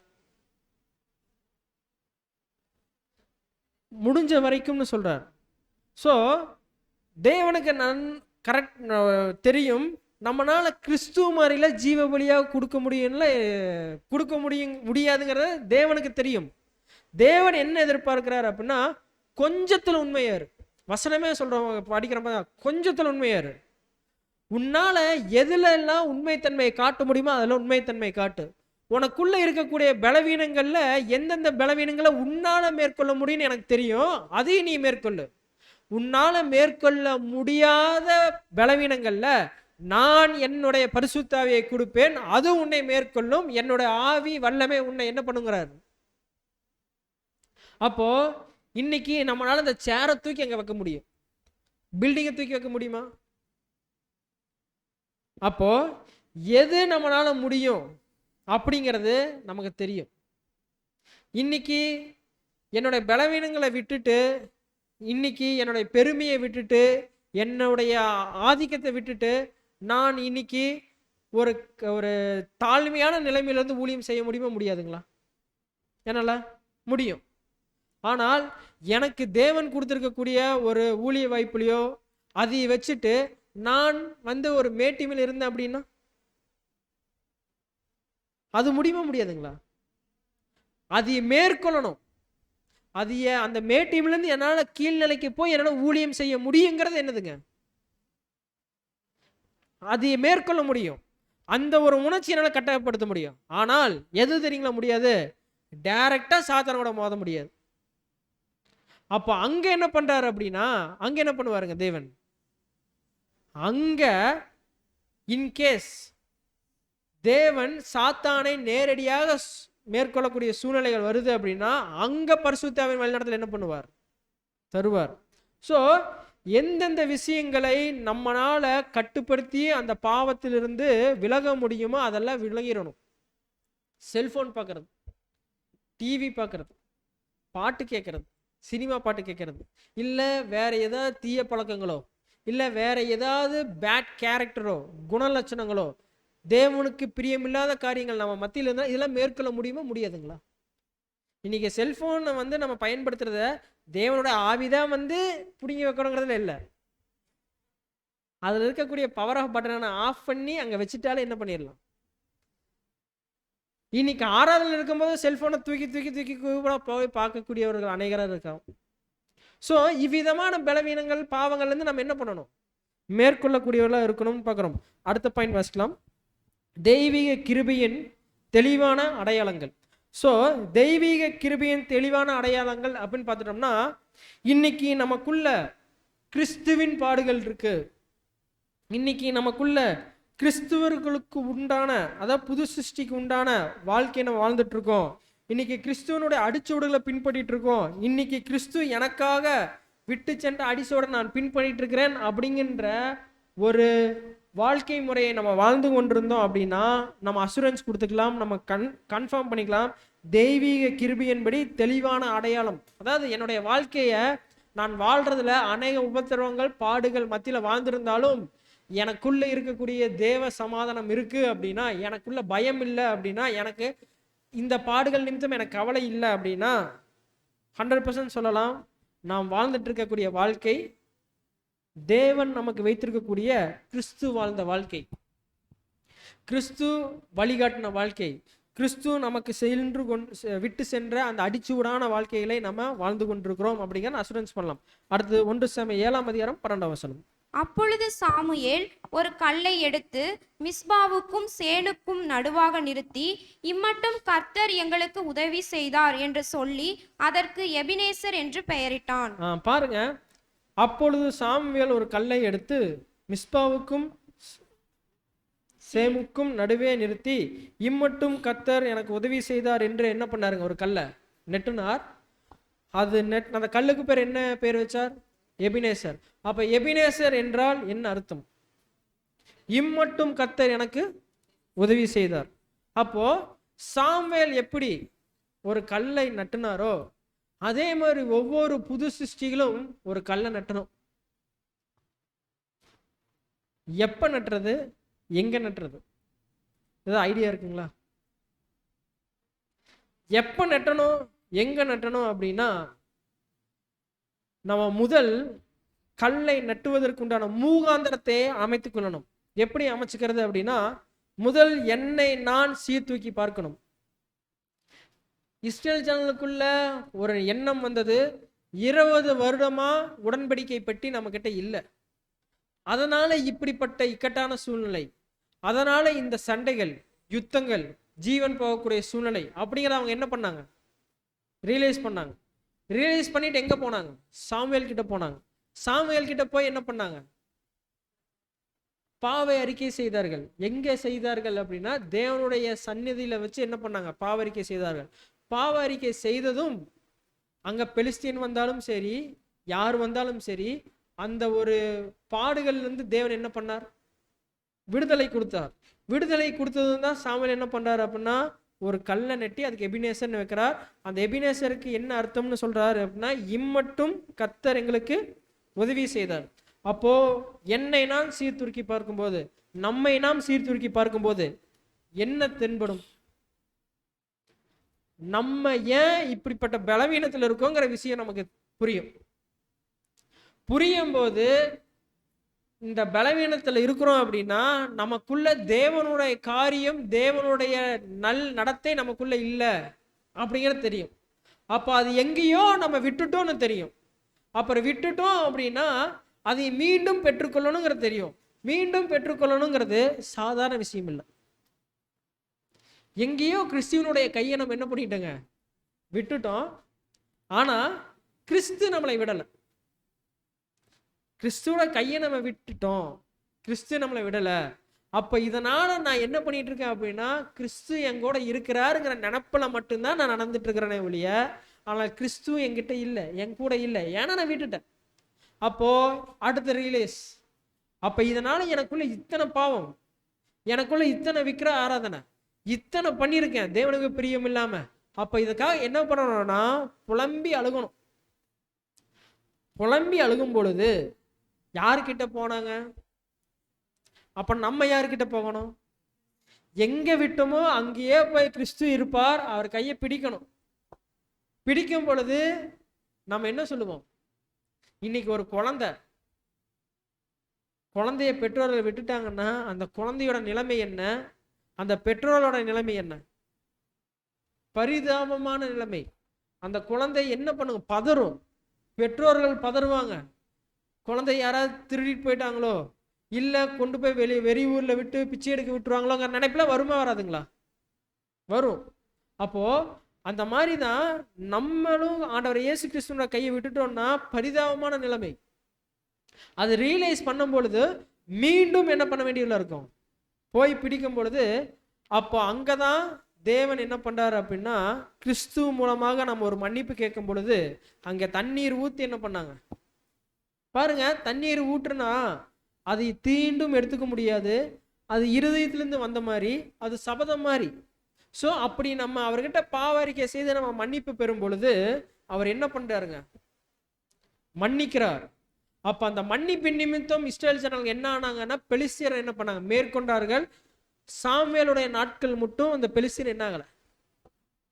இதே மாதிரிதான் இன்னைக்கு நம்ம கையை விட்டுட்டோம், மீண்டும் பிடிச்சிட்டோம், அங்க போயிட்டோம், உதவி செஞ்சு பாவ மன்னிப்பு கிடைச்சிருச்சு அப்படின்னா அங்க நம்ம ஒரு கல்லை நட்டணும். என்ன நட்டணும் அப்படின்னா இதோ நான் செய்த பாவத்தின் நிமித்தம் அந்த ஒரு மன்னிப்பு, இதோ தேவனை நமக்கு மன்னிப்பு கொடுத்தார் என்கின்ற அந்த ஒரு கல்லை நட்டும் போது அதை நம்ம பார்க்கணும். அப்போ ஒரு ஆசீர்வாதமான நிலைமை நமக்கு வரும். மீண்டும் பாவம் செய்யும் பொழுது, செய்யக்கூடிய சூழ்நிலை வரும்பொழுது அந்த கல்லை நினைச்சு பார்க்கணும். தேவன் நமக்கு பாராட்டின கிருபையை நினைச்சு பார்க்கணும், அந்த உதவியை நினைச்சு பார்க்கணும். நினைச்சு பார்க்கும் போதெல்லாம் மீண்டும் அந்த தவறை செய்யக்கூடாது. ஆல்ரெடி செஞ்ச தவறிலிருந்து மீண்டும் வருவதற்கு தேவன் காட்டின இரக்கம் பெரியது. மீண்டும் நான் இப்படி ஒரு பாவத்துக்குள்ள போய் விழுந்து போனேன் அப்படின்னா மீண்டும் தேவன் உதவி செய்வாரா என்று தெரியல. ஏன் அப்படின்னா எப்படி தண்ணி எல்லாம் ஊத்துனா எடுக்க முடியாதோ அதே மாதிரிதான் மீண்டும் கிடைக்குமான்னுலாம் தெரியாது. ஒரு விஷயம் தேவன் நமக்கு ஒரு உதவி செஞ்சார் அப்படின்னா அதுல மீண்டும் ஒரு நல்வழி நமக்கு கிடைச்சதுன்னா அதை இறுக பற்றி கொண்டு நம்மளுடைய ஓட்டத்தை ஓடி முடிப்பதற்கு தேவன் தான் என்ன பண்ணணுங்க? கிருபை செய்யணும். இந்த ஒரு பாயிண்ட் வாசி முடிப்போம். தேவனுடைய கிருபையில் நாம் வெற்றி பெறும் போது உள்ளத்திலோ அல்லது சிந்தையிலோ ஒரு ஞாபக சின்னத்தை நாம் வைக்க வேண்டும். கிறிஸ்து மூலம் நாம் உலகத்தையும் மாம்சத்தையும் சாத்தானையும் மேற்கொள்ளும் போது நாம் இந்த ஞாபக சின்னத்தை கலிகூற வேண்டும். பாருங்க. சோ அங்க ஒரு ஞாபக சின்னமாக அந்த கல் இருந்தது. இங்கேயும் நம்ம ஒரு ஞாபக சின்னமான ஒரு விஷயத்தை என்ன பண்ணணுங்க, வைக்கணும். நம்ம இருதயத்தில் வைக்கணும். அது நமக்கு தென்படணும். அந்த வைக்கக்கூடிய ஞாபக சின்னம், அது அந்த ஒரு ஞாபகம், அந்த இரக்கம், அந்த கிருபை, அது நமக்கு தென்படணும். என்னைக்கெல்லாம் பாவத்தில் விழுந்து போகக்கூடிய சூழ்நிலை வருதோ அந்த ஒரு ஞாபகம் வரணும். நம்மளோட இருதயத்திலேருந்து அது ஞாபகம் வரணும். இந்த மாதிரி கல்லாக இருக்கலாம், இல்லை அது எதாவது வேணா இருக்கலாம். நம்ம ஞாபகம் வைத்துக்கொள்ள மாதிரி ஏதோ ஒரு காரியத்தை நம்ம என்ன பண்ணணுங்க, நமக்குள்ளே வைக்கணும்னு பார்க்குறோம். ஸோ இதில் ஒரு 3 ஸ்டெப்பை நம்ம கடைசியாக வாசிக்கலாம். இந்த ஒரு 3 ஸ்டெப் மட்டும் வாசிங்க ஸ்டெப். நாம் சித்தத்தை அல்ல தேவனுடைய சித்தத்தை தேட வேண்டும். நம்மை நாமே நியாயம் தீர்க்க வேண்டும். மகா பரிசுத்த விசுவாசத்தில் ஒருவரை ஒருவர் உறுதிப்படுத்திக் கொள்ள வேண்டும். பாருங்க, ஸோ நம் சித்தத்தை அல்ல தேவனுடைய சித்தம் என்னன்னு நம்ம நாட வேண்டும். ஸோ நம்மளுடைய சித்தத்தை நாடணும் அப்படின்னா அது பாவத்துக்குள்ளாக என்ன ஆகுங்க, கட்டாயம் போகும். நம்மை நாமே நியாயம் தீர்க்க வேண்டும். அப்போ என்ன சொல்றாரு அப்படின்னா, நீங்க யாரையும் நியாயம் தீர்க்காதீங்க, முதல் உங்களை நீங்க நியாயம் தீருங்க. அப்பதான் அது சரியா இருக்கும். ஏன் அப்படின்னா நம்ம நியாயம் தீர்க்கும் பொழுதுதான் நம்மளுடைய குறைகளை சரி செய்து கொண்டு தேவன் எதிர்பார்க்கக்கூடிய அந்த குணலட்சணத்தை காட்டிக்கு வந்து 1,44,000 பேர் என்கின்ற அந்த ஆசீர்வாதத்துக்குள்ள நம்மளால என்ன பண்ண முடியும்னா கடந்து செல்ல முடியும். கடந்து சென்றாதான் தேவனே என்ன பண்ணுவாருன்னா உலகத்தை நியாயம் தீர்க்கக்கூடிய அந்த ஆசீர்வாதத்தை என்ன பண்ணுவாருங்க, கொடுப்பாரு. ஏன் அப்படின்னா அடுத்த ஒரு பாயிண்ட், அதை வாசிக்க வேணாம், நான் சொல்றேன். ஸோ 3வது பாயிண்ட், மகா பரிசுத்தமான விசுவாசத்தில் ஒருவரை ஒருவர் என்ன பண்ணி சொல்றாருங்க. அப்போ மகா பரிசுத்தமான விசுவாசத்தில் ஒருவருக்கு ஒருவர் யார், நானும் சகோதரனும், அவரும் நானும். அப்ப சபையில் இருக்கக்கூடிய ஒவ்வொரு அங்கத்தாரா இருக்கக்கூடிய ஒவ்வொருவரும் என்ன பண்ணிக்கணும், பரிசுத்தம் பண்ணி கொள்றதுன்னா பராமரிச்சு கொள்றது. நான் விழுகும் போது ஒரு சகோதரன் எனக்கு உதவி செய்யறது, நான் சத்தியத்தை விட்டு போகும்போது ஒரு சகோதரன் உதவி செய்யறது. ஸோ இப்படி நம்மளே பரிசுத்தப்படுத்தி கொள்றது. ஸோ இவைகள் இருந்தால் தான் அடுத்த ஸ்டெப் என்னன்னா அதிக ஆசீர்வாதங்களை அடுத்தபடி, ஆசீர்வாதத்துக்கான அடுத்தபடி. ஸோ இந்த மாதிரி குணலட்சணங்கள் நம்ம இந்த உலகத்தில் காட்டினோம்னா அடுத்த ஒரு ஆசீர்வாதம் என்ன, திரையை கடந்து செல்றது. 1,44,000 பேர். ஸோ இதில் படிக்க வேண்டாம். ஏன் அப்படின்னா இருதயங்களை இப்போ நம்ம நியாயம் தீர்க்க முடியும்னா முடியாது. இன்னைக்கு யாரை நியாயம் தீர்க்க முடியும்னா நான் சகோதரன் நான் என்ன பண்ணிட முடியும், நியாயம் தீர்த்திட முடியுமே ஒழிய, ஆனால் அவர் இருதயத்தில் என்ன இருக்குங்கிறத என்னால் என்ன பண்ண முடியாது.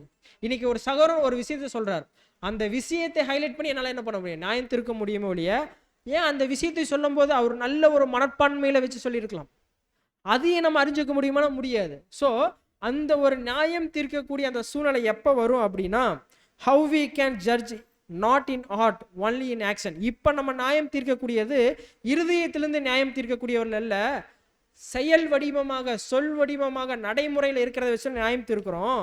அந்த நிலைமை எப்போ வரும்னா we can judge the people heart when we become body of Christ.